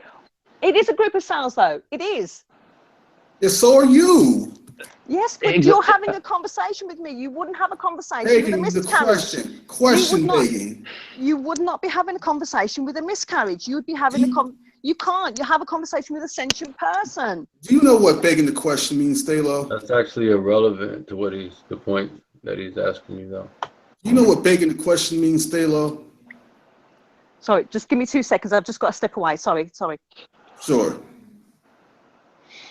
That was definitely non sequitur, dude. Like, that was so bad. What is talking with the really? You guys? Why does have to do with the idea that it's a baby or not? It's a human nature or not? Like, I'm trying to see how that. Do you see what I'm saying, Antonio? Or maybe I missed it. What does Yeah, you made a great point. There is no connection with what they were saying at all. They're just pulling crap out their backsides and running with it as some You sort just of don't know what argument. you're talking about. That's just so bad. Yeah. You just don't know what you're talking about. Well, I can show you. I know what I'm talking about. I can prove that you don't know what you're talking about. Go right ahead. All right. I'm just making comments on things that I have my opinions, obviously. So if they're not to your standard, I apologize. Are you going to make a moral argument or just assert your opinion all day? Well, I can assert whose opinion do you want me to assert? Can't we just talk? You people are clearly unstudied on this issue. No. Clearly, you guys aren't. You guys are way out of. Well, we have life stuff. We have life. Antonio, get off your high horse. Hang on, Antonio. I'm sorry, y'all. Hang on. No. Y'all are way out of y'all depth in this conversation. Get off your high horse, Antonio. Absolutely, Antonio. Hang on. Let me just say something. I just would have liked a conversation. I didn't realise it was going to be as formal as it is. Well, it's a free-form conversation. It's not formal, but that doesn't mean I can't attack your points for fallacies. No, of course. But you're saying that I'm not informed and this and that. That's fine. But I'm just having a conversation with you. You're very sort of, I don't know. You seem quite sort of. Because y'all making a bunch of ridiculous statements over and over again. But I've never made these statements before out loud to anybody. So I'm okay. How about this? Let's just calm down, okay? This is a conversation, okay? Let's cool our heads, then, let's just calm down. Okay. Whatever, bro. Go ahead, Antonio. I've been calm since the start, but I think if her morality isn't in line with your morality, it's just gonna be a big headbutting, man. You see, why do you bring that argument up? Somebody's morality that say that rape is okay may not be compatible with our morality, which says it's not. That's the truth, and then we be sitting back arguing with each other about is rape or not, rape wrong. Okay, right. So if two people have different moralities on rape, who's right? Well, I mean, it's a matter of perspective. It's like asking. Right. It's like you just asked. The bankrupt worldview doesn't allow you to tell you what you know to be true. You got to be kidding me. It's like you have to say stupid answers, and I like you as a person, but that's just a stupid answer. Raping an innocent person is always wrong at all times. I mean, can you please tell me when is it ever okay in any circumstances that it's okay to rape an innocent person? Onyx. I can't tell you that because I don't agree that it's right. So you would have to ask somebody. That is a matter of perspective. Could you provide me a type of perspective where it would be okay? It is a matter of perspective, just like I would say that it is, in my perspective, that blue is a good color. Then why don't you just justify any and everything? If it's a matter of perspective, why don't you just justify any and everything? What you're saying will have implications going way beyond the scope of this abortion issue. Well, yeah. Well, can you guys hear me? Yes. Yeah, we can hear you. Okay. All right. Like I said, it's a matter of perspective, man. And what we would be doing is going headbutting back and forth on opinions. Just like if I was to say that blue is the best color in the world, and you guys would be like, no, red is the best color in the world. I would be trying to debate my feelings against yours, and we get nowhere. Well, yeah, you got a point there, Onyx. But this discussion is going along the lines of humanity. What a person's humanity, whether abortion is equal to killing a person or not. And what does the preference of a favorite color have to do with ethical choices, such as harming a person for fun, for pleasure? That doesn't even logically follow at all. Because what you're really asking me is how I feel about this situation. Now I'm asking you, and I asked you from the beginning to give an argument to justify your position. No, bro. Why would I sit here and try to build an argument about how I feel about something? Then don't join the discussion. If you don't want to actually make a case for your position, then don't even join the discussion. Well, I like I said, I've talked to you about this before in the last hangout. You know, I was just kind of here to bounce ideas, but to sit here and just argue about it, like we're getting really nowhere, because I mean everybody's According gonna to have their who? own opinion. Wait, according to who? That's just your perspective, right? Maybe Right. maybe to us, Okay. we're going a huge place. So I would Okay. hope you don't. You shouldn't assert anything objectively in this hangout since you're such a subjective person. Okay, yeah, you're right about that. You're right, Right. about Okay. that. So, No, go ahead. so let's continue with these other people since Well, they want I'll to say take a strong this. stance on things. Wait, I'll Can I say this. something real quick? Oh wait, let me say this real quick. You guys go ahead and see how far you get with them. All right, go ahead, Arcane. Yeah, man, you have to keep in mind who you're dealing with. All right, you're dealing with people who come into this conversation with the mindset of relativity, of subjectivity, that there is no ultimate standard. You're dealing with those with that mindset. So there's no need to get frustrated with the foolish answers that they give you, because you should expect them. Okay, so now we can take it to the Christian level. Now that you've deemed it proper, now we can talk about that. Here goes this guy. Now that it's good for you. After insults, thanks, guys. Can I finish? I just say, here goes this guy. I didn't insult. No, correct yourself. I didn't insult anybody. So don't even try that. Yes, you have, but that's okay. You called me stupid 3 times, man. You called me stupid 3 times, man. I said your arguments were stupid. I never said. I am my argument. I am my argument. You are your argument. So you called me stupid 3 times, man. Well, then you're stupid. Really, dude? If you want to equivocate yourself with your argument, then you're stupid. Okay, that's it. There you go. You got it. You guys are oh, goodness. Prove yourself to be stupid by equivocating. That just proved my point right there.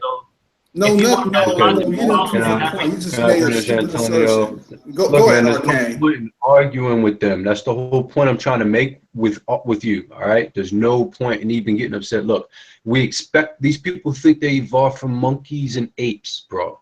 You're not gonna expect. You should not expect them to come in here and say, flat Earth, so. You know what? The goodness me. Yeah, that's a flat Earth. You know what? You're right, that. Antonio. You're right.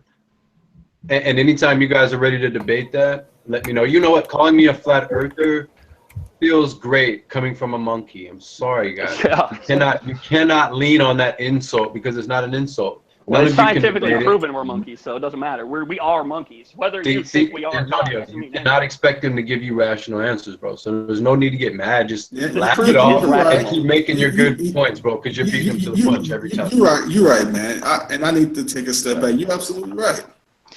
All right. How about all the religions that were there before Christianity, huh? Were they wrong? Listen, this now should you want to be, move the discussion somewhere else? Why not? This should be just a conversation. Why can't this just, come on, why can't this just be a conversation? Everybody's saying your argument's stupid and this and that, and you're a monkey and you're a this and you're a that.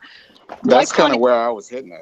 Why can't it just be a conversation? All right, so let it be a conversation. What's your point? What's the point you're making previously before all this started? Go ahead. I have no clue. I don't know what my point was. All right, so Antonio, what was the point you were making? We can start from there. Guys, I don't know. Like Vitalo was saying, okay, this is just a conversation. Let's just. No, we don't need 10 million people to reiterate the same point. All right, I'm sorry. We heard. No. Go. Let him finish. No, stop. Everybody stop. Go ahead. Repeat the same thing. Go ahead, Emmanuel. Go ahead. Repeat what Arcane just said, Onyx just said, and all these other people are going to say. I feel you, man. I see where he's coming from, but I feel you too, Carlos. So right. So let's just jump to the point. What was the previous point on abortion people were talking about before she left to do what she had to do? I think the previous issue was this slavery thing from the Bible. We were trying to sort that out. No, it was something with the cells, right? Talking to a bunch of cells. Oh yeah, you're right. The cells. Yes. Right. Yeah. Right, I don't know. If we're all a bunch of cells, then we're all a bunch of cells. But there is a difference between a person and a group of cells in a uterus, and we all know that, and we're all just pretending that it's different or it's the same or this, that, and the other. But it's different. What's it is the difference? different. I asked the question before. Can you explain to me how you are different? You can't have a conversation with a bunch of cells on the street. Well, I can't have a conversation with Stephen Hawking without a freaking metal gadget either. It doesn't mean he's not a person, right? So what are you other than a bunch of cells ultimately is what I'm asking. But how would you have a conversation with my spit on the street? That's irrelevant to the question, though. I don't think Not it really. is. Not It really. really is. Well, show the relevance. I don't know. I She can't already remember did. where we started or where It's we irrelevant were. to ask me, well, how could you have a conversation with a bunch of cells when But you you're saying claim That's that literally your claim own. that we're nothing but a bunch of cells ultimately? You don't have a that was your claim, wasn't it? And You here's the claimed that thing. we were a bunch of a cells. ghost. There's and no here's the ghost in a thing. machine, right? You're just ultimately a bunch of matter, correct? Right. Yes. Right. So Okay, you made his what's so point. different between a bunch of cells in your uterus and a bunch of cells that you call you talking to me? Ultimately, what's the difference? Exactly. Because we are fully formed. We have all our toes, all our lungs, our organs, everything is ready to go. Yeah. We are already set. These other appeals that go beyond, these other appeals. Listen, it's silly because you know the difference. Stop. These other appeals that go beyond your naturalist worldview is borrowing from ours. No, it's not. Yep. Mic drop. How? I said to you, I'm not a Christian. So it's not. I'm not Because- borrowing from yours at all. You I don't know, even- you want to know how you're borrowing from our worldview because You're you're gonna trying to assert say it. that you're trying to suggest that you're more than just a matter. But that will be what the Christian worldview suggests. You have no way to prove that you're more than just matter in a worldview without God. What are you talking about? The Hindus thought this, they think we're more than just cells. I mean, what's the So you're a difference? Hindu? So you're a Hindu? Sure. Right now I am. I'm in You want to So I win then? That means I win? Got him. You see, but this is what we're saying. You guys have to move. Guys have to move to a different worldview to try to justify your position. Exactly. You don't want to even stick in your own worldview. It's more of a Goodness reductive matter gracious. term. Why don't you stick? Sorry guys. I popped off there. And then you want to laugh about it as if you don't take the conversation seriously. me? Sorry, I don't mean to be flippant. I really don't. Sure. No, you laugh because it's funny. It's cool. Right. There's I'm no laughing. need to be combative. It's all good. Worldview and stop appealing to other worldviews. You can't do that, Exactly. Stick in your own. This isn't hard. I'm appealing to Oh, the it's hard for worldview that I them. live every day. My worldview, the one I live. Which kind Are of you- rationality? Are you a naturalist? I don't even know. I'm me. I'm not a Christian. I'm not Oh, Mormon. oh God. You can't answer a straight question. Goodness gracious, dude. I'm agnostic. There you go. Are That's you? not what I- Let me ask you real quick. That is not what I asked you. Well, what did you wanna ask me then? I asked you, are you a naturalist? Then you said, I'm Define agnostic. naturalist. I didn't ask. Define it. Define it. I really don't know exactly what a naturalist is. A Are you an naturalist. evolutionist? Oh yes, of course. Of course, yeah, of course. He's a helioslave. Yeah, well, of course. I mean, Of course. we just popped out. No, you're right. It makes better sense that we came from dirt and a river. No, we came from monkeys. You totally got it figured out. I do. Well, we do. We haven't figured out. We want to catch up. Sure, I'm sure you guys do. Dude believes we came from Stardust, and he's trying to Yeah, talk about he's a it. naturalist, bro. He doesn't believe that he was created by God. That's basically what you're asking. Yeah, Yep. we weren't created by God. None of us were. Yep. It all just happened for no reason. Yep. How do you know that? Because I just know it. Because Yeah, my see, naturalist. no Wow, reason. there you go, guys. Everybody abandon your faith. There you go. How Man. do you know it? Where How do were you know you? it? Because Where were Jesus you all told this me. time, dude? What's the difference? Wow, man. Such a strong argument, dude. I know because The I know. naturalist God told That's the him. same thing you're saying. No, that's the same thing you're saying. No, I know because my no. God told me. Uh-oh. So. That's the same thing. You didn't open up another can of worms. You see, this is what we get with non-believers, right? Yep. Carlos Arcane. This is what we get with people that don't believe in evolution and Christians right here. Go ahead, Antonio. No, we've been consistent the entire time. You've been flipping your positions all over the place and playing these ridiculous games. Dude said, I know because I know. That's it. It's over, man. It's done. Exactly. Not any of us have said that this entire time. And I didn't even go to my personal beliefs until the scripture was brought up by one of y'all. Mm-hmm. Which, of course, they can't account for any moral absolutes to begin with. So the appeal that the Bible's wrong, the Bible's evil, I want to see how their worldview can account for that. That's why we say you guys aren't even consistent in your worldview. You're the subjective relativist, trying to assert how the Bible is objectively evil. You're inconsistent. Your worldview is incoherent. So let's get back to the abortion issue. What was the topic, right? Why abortion is murder, or why babies are still babies, or what? And look, and to make it more fair, let's let the people who are having a back and forth conversation have a back and forth. Let's not let 10 people answer for one person. That way, everybody's not going all over the place. I have a question for Val. Go ahead, Black. Okay. Between a fully grown human who can converse and a person who's still forming in the womb, how does that take away from the humanity? I don't know.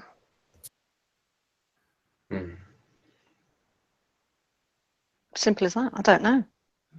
I don't know when you put humanity onto a child or a group of cells in the womb. If you're talking of a group of cells in the womb from a week old, does that have humanity? Does that have humanity? I would say yeah. Matt Dillahunty told me it doesn't have a social security card yet. Right. Right. Do you realize you can use your own arbitrary standards? Whenever you get backed into a corner, you just beg the question with your own arbitrary standard. Yeah, but Bingo. I actually don't have all the answers. That's my position. So I don't know. And what is humanity? Could you be wrong? I don't know about that. But when do you put humanity onto? When it's 4 cells, when it's 6, 8 cells. How many chromosomes does it have? There you go. Exactly. When do you do that? When is it a human? When do you say? Well, it has 23. It has 23 human chromosomes from mommy. It has 23 human chromosomes from daddy. So I would say at the moment they come together, it's a human. Right, at the fertilization point, you have a human being. Now, don't even try to dispute the humanity part. That cannot be disputed. So how do you know what the difference between what's a dog? A dog is being born, a cat is being born, a human is being born. Don't you think scientists can tell? Oh, this is right. This belongs to a human. This belongs to a cow. No, nobody's saying, well, they can tell the difference. Human, but it eventually would become a human. Yeah, but when you say humanity, what do you mean by humanity? Like just being a human, or is it more than that? It's human by nature. That's why it grows to be a fully developed human. Well, it's a human when it's 2 cells. Yeah. When it's 1 cell, it will be a human. Is it when they get a conscience, or what's? Yeah. It's a human at the moment of conception. If we're just talking about an egg, then no, it's not a human. Did you just miss Arcane's point? Did it just go over your head? I didn't hear what you said. Arcane, can you repeat that? What you said? Mom and dad. Oh, you that get 23 chromosomes from mommy, 23 from daddy. So when they come together and give you your 46, at that moment you are human. You have human chromosomes at conception. Okay. You don't have frog chromosomes. You don't have apple chromosomes. Okay, that's fine, but it's still a group of cells that almost look like the spit in the street that I've made. You clearly are familiar about. Look, I'm not a science expert. I don't claim to be, but stuff like phylogeny. And cladistics and things like this pretty much confirms that you're dealing with a human at the very first point of fertilization. Yeah, then it will become a baby, but it's not going to, if you take that out of the womb, it's not going to be anything, is it? It's going to be like the spit on the street. Again, when I prove to you that you're dealing with a human, you move the goalpost elsewhere. She does know what that means, right? I'm just asking. Do you know what moving the goalpost means? Of course, but no. But if you don't feed your baby, it won't be a baby anymore.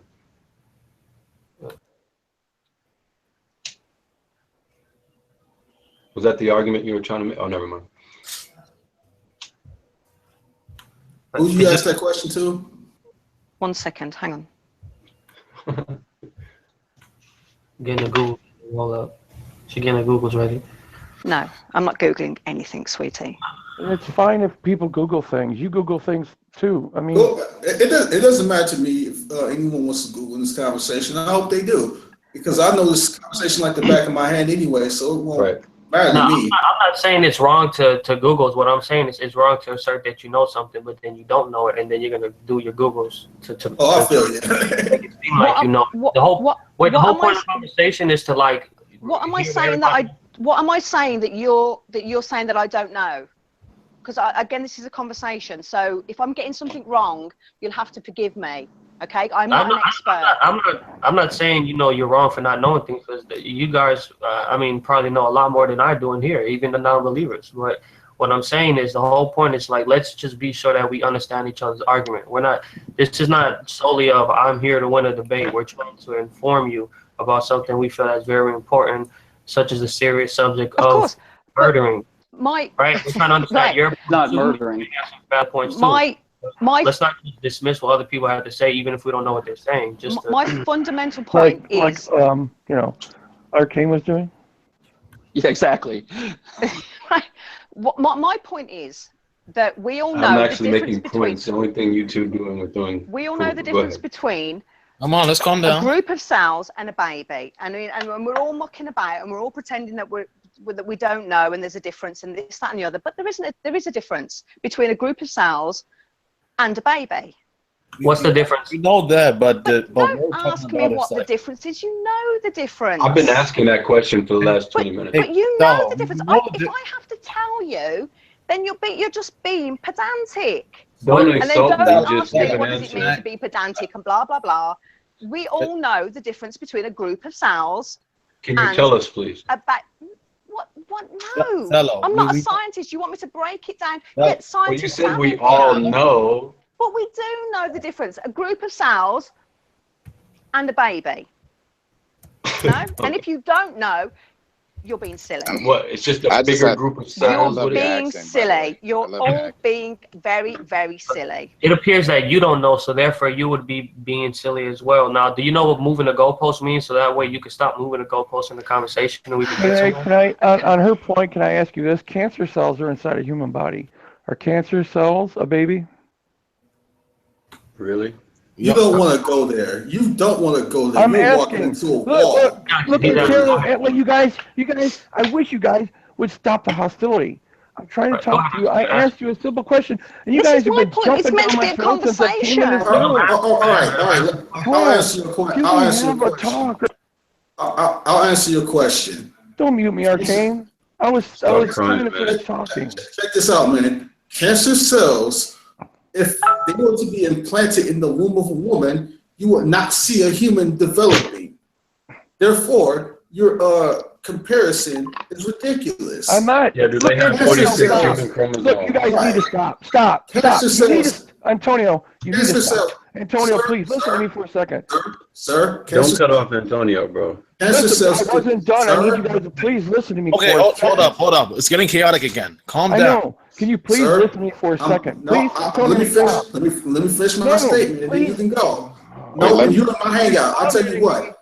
You're in my hangout. You in my hangout. You are in my hangout. Do you understand me? If you want to act belligerent, I'll remove you out of here right now. I'm not acting belligerent. You're strawmanning me. Let me finish. Please let. If you do this one more time, dude, I'm kicking you out of here. You got that? See you guys later. See ya. Deuces, bro. Go ahead, Antonio. What I was trying to say was that if you were to implant cancer cells in the womb of a woman, you would not get a human being developing. Their natures are different. You can't use the nature of cancer cells with the nature of human cells. They're different. Just because they're inside a woman does not mean that they are the same. And isn't cancer a virus or something like that? Go ahead, Black.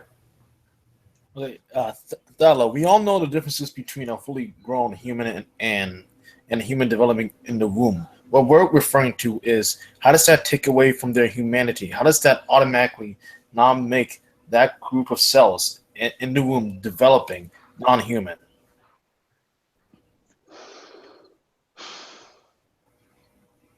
Because it's not viable outside of the womb, I would say. for me. What do you mean by viable? It wouldn't survive outside.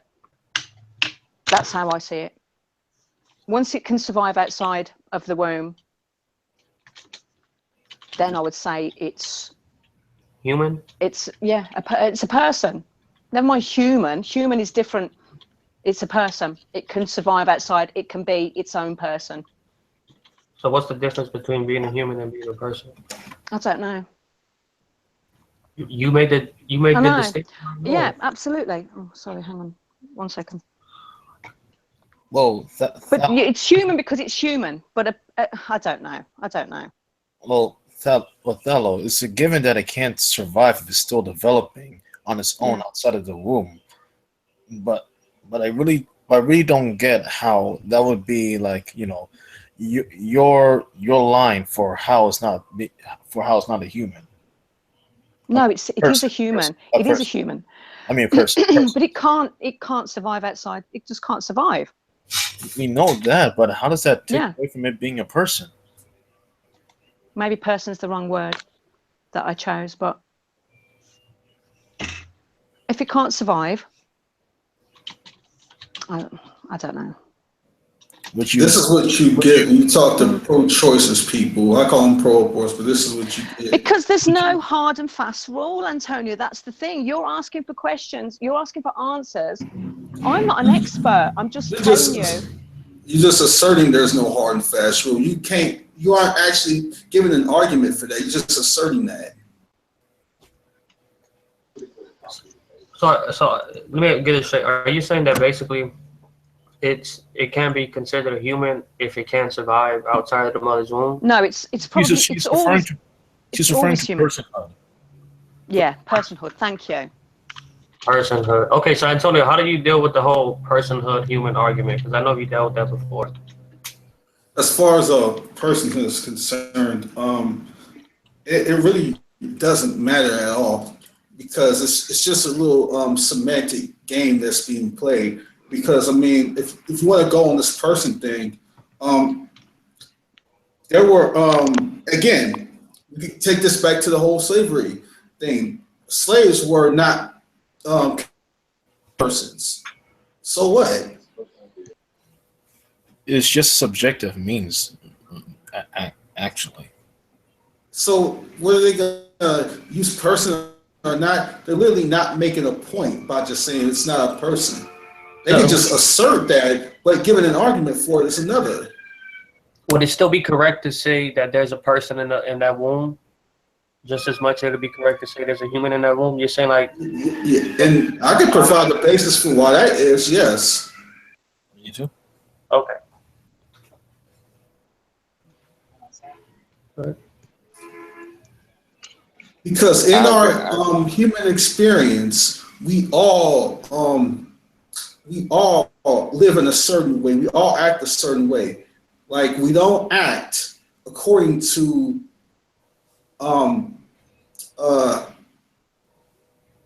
there's a little way you can break this down. There's an acronym for it. I can't remember it. For some reason, it escapes me. What the heck is the acronym? SLED. There's a size, level of development, environment, and degree of dependency. In our regular human experience, none of those things, what we say, disqualifies somebody from being a person. We don't say because a baby is a different size than a 30-year-old adult that the baby is not a person. So that size and level of development, we don't say because a baby is less developed than a 30-year-old adult that baby is not a person. Environment. If someone lives in Japan and someone lives in Russia, they're in two different places. They're in different environments. We don't use that to say that someone is or isn't a person. So transform from inside the womb to outside the womb doesn't magically confer personhood. And the degree of dependency, we don't say because handicapped people depend on people in nursing homes or or elderly people depend on people in nursing homes to take care of them, that disqualifies them from being a person. So in our daily human experience, none of those criteria that the pro-choicers in here have used would disqualify anybody from being a person. Therefore, they can't apply those to the unborn either. So in our daily human experience, that's a well-weighted argument to show that in nature, the unborn is no different than any one of us. If you're not going to use those criteria to disqualify in any other human stage, then you can't arbitrarily do it with the unborn either. Mm-hmm. So what would be your following question to, I'm sorry, what's her name? Thallo? Thallo? Okay. Nice to meet you, by the way. But okay, so how would you follow that up to her? Like, what would be your following question? What would be your following statement? Make it quick because I've got to go. She's still learning. She, doesn't know everything. So, and obviously she has her preference, her choice already. So what would you say to get somebody to continue to think from the last point you just said, Antonio? Say that again. I'm saying, like, listen, listen, hang on. Can I just say, save it or continue, obviously, but I am going to have to go now because it's getting a little Go bit ahead, late here. you can quickly ask your question or make your statement. No. I've got nothing else. I've got nothing else to add other than just thank you, Antonio, for making me feel welcome. Although at the start it was welcoming, and then it got a little bit tense towards the end. But that's fine. I apologize if at any part I got over the top or I got out of pocket. I don't ever want you to feel unwelcome here. No. I didn't feel unwelcome, but that's just how it is. I understand that's how it goes, and that's the nature of debates and discussions and everything. But no, I'll hopefully we'll speak to you again. All right, sounds good. Have a good one. And you take care. Bye, everyone. Bye. Okay, so what was your question again, Carlos? That's what's up. Yo, where'd you get these new people at, man? I like seeing new people. That's awesome. I guess as my subs growing, I'm attracting new people to the show. So that's cool. Yeah, that's what's up, man. Tired of seeing old faces and whatnot. So that's what's up. All right. No, I was gonna say, like, what would you follow up? Like, how would you follow up after saying that? Like, what would be a question you would hypothetically tell her after saying that, to get them to think or to get them to respond to that, or you get what I'm saying? What, after the explanation I gave? You mean? I'm not sure what you mean. Like, I'm saying, okay, sled thing, right? Yes. Like, what would be your question or your statement to the person? You just don't get them to think or to get them to respond to that or to understand that. I don't know if I'm articulating this well. How would I get them to understand sled, you mean? I'm saying, how would you follow? Because obviously you said what you said, the person is quiet. What do you say to get them to respond, to get them to think about that? Like, I don't know. I think I see where you're going.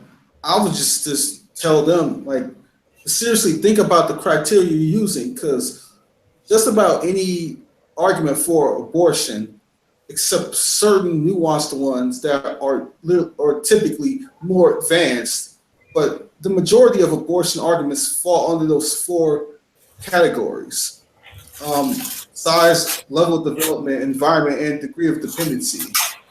Majority of abortion arguments fall under those four categories, and it's just for them to see the implications of what their position is.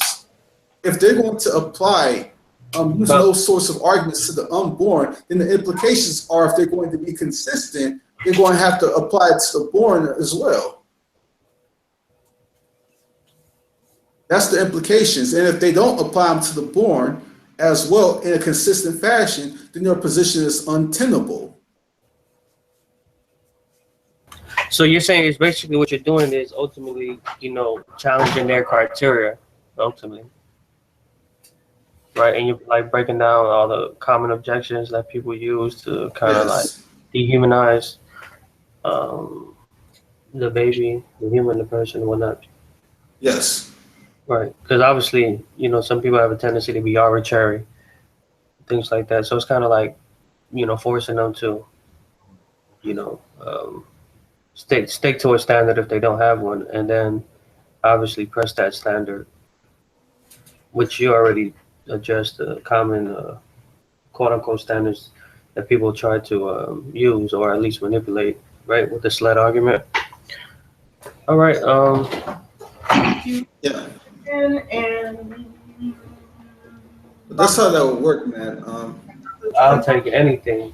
I'll take cheese on screwdrivers. Anything after nachos. Anything. Anything. Nachos, that sound good.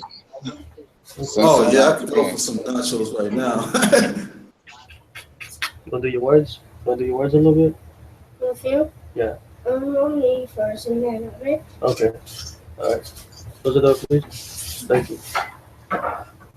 So it seems we've exhausted the extent of this discussion at this point, unless y'all want to go to a different topic to talk about, or. Wait, hold on. I was just gonna say something, right? We could talk about Samurai Jack again. Animes the SHI. You know what? Tizzle.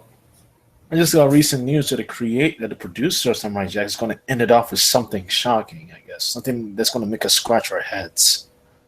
Yeah, that's going to be awesome, man. Samurai Jack is where it's at. I know. I've been watching some theories on it, and you know that Green Horseman that Jack's been seeing? I was watching this week. He came up with a couple of theories that one, it's the will of his ancestors trying to press him on to continue, or 3, that's like death coming in towards him, or 4, that's Jack in the future when he's used to all that bloodshed and he's losing, his current self. And the reason why Jack is scared of it because he knows that will possibly be him in the future. He will lose his noble way and just become a person who's used to bloodshed. That's an interesting theory. Do you have like a video I can look that up for? Yeah, I'll just do my history and post the link in here. Yeah, just post the video there, and I'll check it out later. You came back in here, Tony. Yeah, because I want to know why would I apologize to you and then you not accept the apology? Like, what kind of Christian thing is that, man? What? I seriously apologize and you came at me with that. What? When did you apologize? Did I miss it? You just text me back, man. I just text you. On what? Or did I text someone else in the room? I think you might. I don't recall talking to you, man. Really? You don't remember just texting me saying that I brought in heat into the room? I apologize for coming in, and things got heated. Well, and I said thank you for letting me come into the room, and then you text right back saying that I was moving the goalposts or I was strawmanning you and all that. I was talking about Thalo as she left. I don't recall saying that to you. All right, man. Whatever. No, but Tony, we do appreciate you coming in the room. They don't feel like that. It don't feel like that, but all right, man. Right, look, I understand things got a little bit better, but at least you have the kahunas to come in this conversation. And because hey, I've been listening to you guys for a long time. Like, for real, I have been. And I love listening to you guys, man. I love listening to you guys. I don't agree with most you say, but I still give you guys views, and I still love watching you guys. You know? I appreciate that, man. I enjoy it. It's just like, this is my first time I've come in as an opposition, you know? Yeah. The thing is, most people... I couldn't get my words right and everything, and... Okay, I shouldn't have came in the room back like that, but I don't know. I get heated really easily. I got off the rails at times too, so I apologize. I think I know that's why I like you though. That's why I like watching you though, because you get off the rails sometimes. Likewise too, man. I mean, Antonio's the more like cool-headed dude. I don't know, G plus me. I'm like more like one of the biggest hotheads out here. So acts at you. Please excuse me at times, man. You know what I mean? Obviously, being a Christian doesn't mean perfection, but it does mean progression. in our life. But and so that's something I'm definitely trying to work on. I do struggle with pride a lot, so do I can dig apologize that. if I offended you. You know what I mean? Like I No, like you. I just hate that suit that you're wearing on that picture. Like I hate it. Like, Oh no, that's hey, you know what that is? That's Rhett Butler. Remember from Gone with the Wind? Yeah, I can dig the fedora, but you gotta put away the suit. Yeah. But No, that's a doll. That's a doll. dude, no excuses. Change that suit and come I back. know, right? Hey, if I had a suit like that, I would rock it. I would. No. Actually, no. That's kind of in a bad era. I might not. That's that KFC. That's that Colonel Sanders swag. Right? Yeah, right. That is. You're right. Now that I'm looking at it. He looked like Colonel Sanders Jr. or something. Yeah, he looks like a thin Colonel Sanders. No, that's Colonel Sanders when he was 16 and he discovered the idea of KFC. He like the light bulb. Hey, that's when he found the 7th seasoning to put in. Yeah. That's why he turned golden, dude. You know, his hair turned white and everything. All right, man. I'm sorry. I came in here all fucking. I mean, sorry, I cussed. Man, I came in here all heated and stuff. I just wanted to. Okay, we'll start over again then. I gotta go though. I do. I mean, the discussion's gonna get heated. That's just unavoidable. I know. I just gotta learn how to deal with it too, though, because it's my first time and I get all like, angry and stuff. So I gotta work on that also. There's stuff I gotta work on too. But this whole debate thing. At least you admit it, man. Most people, opposition, whether the theist or the atheist side, they just just don't care. You know what I mean? And so that's. But yeah, I like that. To be honest, though, this has helped me out big time. Just this community has really helped me. I've been through some crazy stuff, like we all have, but this has brought me into got my head focused. It gives me something to look forward to and work on. So that's what's up. Like tonight, I'll go and I'll start looking up stuff that we talked about, and that's why I like it. And then I can talk to my daughter about stuff, and I don't know. Oh, awesome, dude! Awesome, man. So no, yeah, man. That one thing I do, because when I first I used to be like a spectator too. I used to watch all the people in the hangouts and whatnot.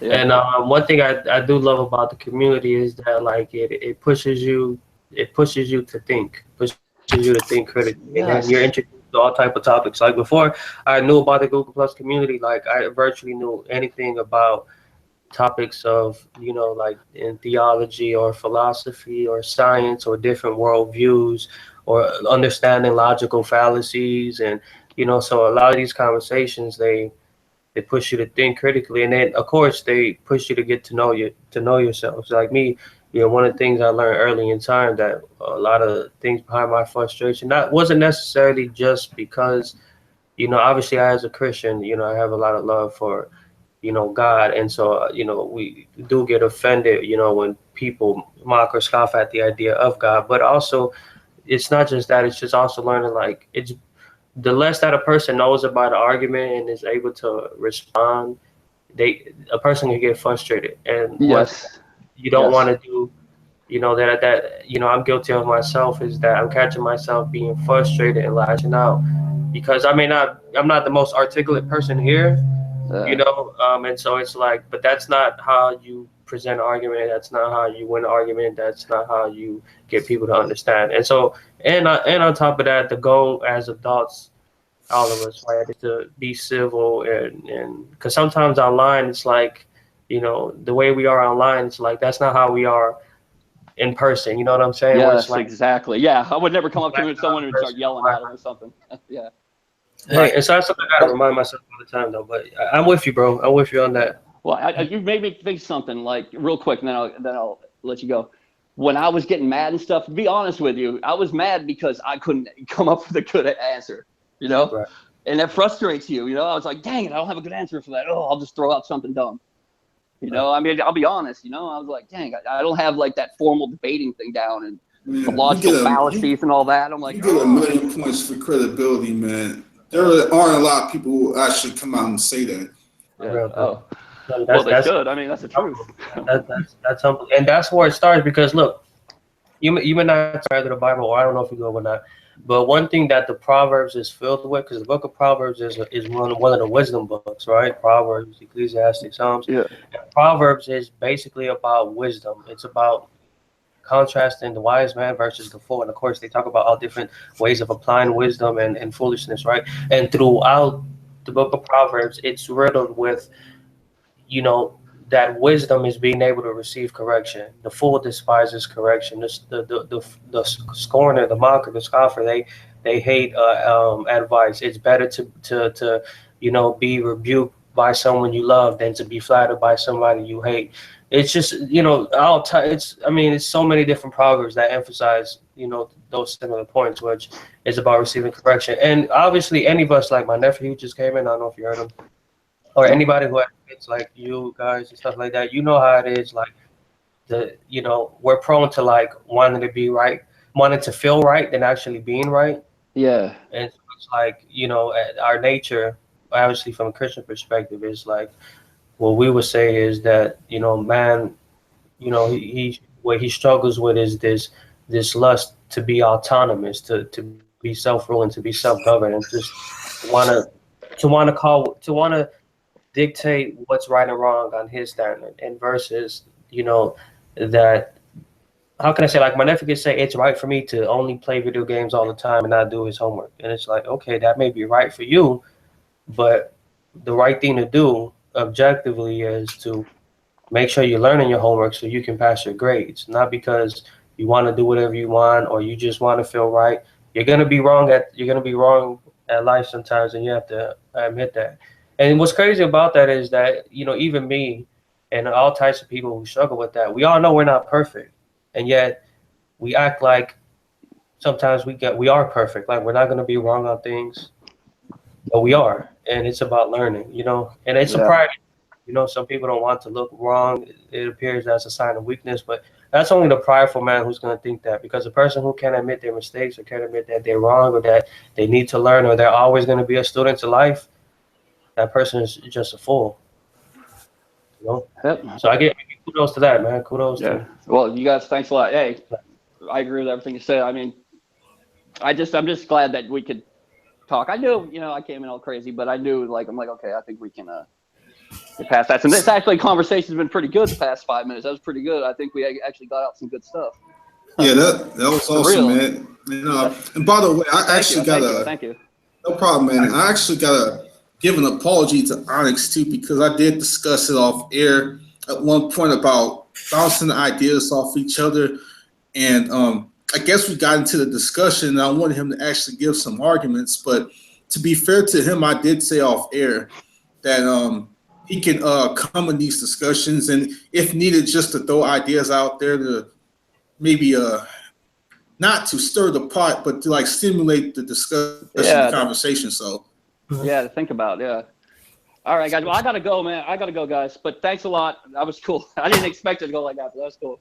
Hey, Tony, man, I really listen. Look, I really would love to have you in future hangouts, man. Hey, I'm there. Yeah, I'm there. please come back, man. I try to get into every. I'm trying to get into every hangout now. So I'm like, I want to be part of the community. So we're gonna start that properly. Just don't get into the ones with no fruit, man. Okay. Yeah. What would you tell them about Snickers, Black? Oh, okay. Okay. I see you want me to go there. Oh, okay. Yeah. Okay. Snickers. My son, listen to this. Listen to your grandpappy tell you this tale of the Snickers. I do. That's the one, baby. Okay. Now, listen. I'm about to tell you a tale. Okay. I need you to shut up. Okay. Shut your mouth so I can speak. Good. Yes. Silence. I love that. Okay. My boy, when you get into these discussions, you should notice that there are people who lack some Snickers in their lives. Okay. So they act all cranky as if their mother never gave them the teat. Understand what I'm saying, my boy? The teat. Never got the teat. So what they crave is the Snickers, but they can never get the Snickers to crave for the teat. You know what I'm saying, my nigga? Oh, what you need to do, okay, to stay calm. What you need to do to stay calm, okay? You need to go to your local CVS or Giant or whatever the hell you shop at. Grab a box of Snickers. Eat those things daily. That way you can calm yourselves, okay? Because you're an asshole when you're hungry, and you don't want to be an asshole. Do you understand what I'm saying to you, my boy? That's just shit right there. Yeah. I love it when he does it. It's so The hilarious. Just nougats. email Black. He'll send you a Snickers, bro. Oh yes, the nougats too. The nougats, yep. Oh, son, do not get me started on the nougats. Oh, whenever I get the Snickers, that's what I mainly try to eat first. That nougat. I wish you just had a Snickers bar with only the nougat. Devour. I would ransack the company. I would steal everything. Oh, the cost would be on me for the greatest theft of Snickers products in the entire world. Listen, I know Black doesn't live in the hood because that boy said you gotta go to the nearest CVS. Yeah, right. You in the hood, you talking about go to a corner store. My boy, Go to the gas station. my boy is might my boy. have a Walgreens there. My boy, it is worth it. It's worth getting shot over. It is worth more than your life, man. Sometimes it is. Oh, not sometimes, man. It's 24/7. 24/7. 24/7 snacks. That nougat is so bad. It's so delicious, man. I mean, it will rock your life. It is better than the sex that you ever had in your life. Well, that and Snickers together. Oh, You Snickers, man. That's the answer. Well, I think that's a good place to end it. But of course, as I do in most of my hangouts before I go off air, give the gospel, Brother Carlos. Take it away. Sure, man. Sure. All right. Obviously, okay. First and foremost, I would like to thank Antonio, thank Tony, all the other people who were in the hangout before. I don't quite remember their names. All the people here in this hangout, Onyx, Man, Black, Arcane. Thank you guys for joining. Thank you guys for listening. The outside chat, those who agree, those who disagree. And so, thankful for you guys listening. On the gospel message, the gospel is Greek for good news. The good news is that, before I get to the good news first, we have to take the bad news, right? The bad news is that humanity is infected with a sinful nature. Our sinful nature is opposed to that of God. The Bible describes God as being perfectly holy, perfectly righteous, loving, merciful, gracious, all that is perfect goodness. And so we're opposed to those things, and God is perfect and we're not. God is good and we're not. And so, God has many attributes, right? As I described, he's loving, he's holy, he's righteous, he's judge, he's merciful, he's patient, he's long-suffering.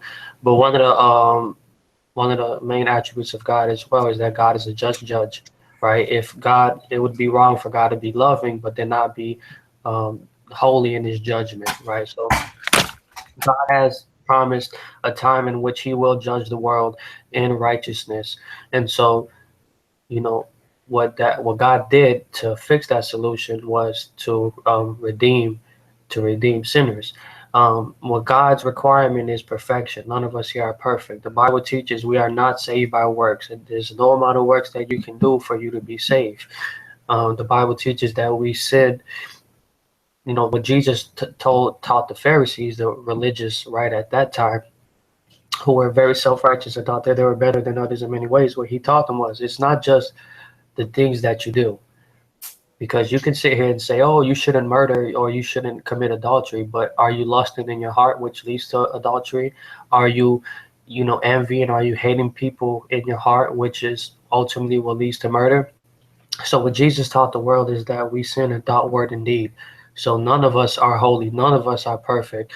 Not the unbeliever, especially not the Christian. We all fall short of the glory of God. What God did in order to solve that problem is that he came in the person of Jesus Christ. He perfectly lived the law and he died on behalf of sinners so that the punishment that we deserve will go on him, and the perfect righteousness that Jesus has will be accredited to us so that on the day of judgment, we would be forgiven by the grace of God, by his undeserved favor, by his merited, by his imputed righteousness. Now, in order to be saved, it's simple. Salvation is not a work, it's a gift. God just calls people to simply accept his gift for salvation by merely having faith alone and trusted in the sacrifice that Jesus had for the remission of your sins. And if you do that, you will be saved eternally from the wrath to come.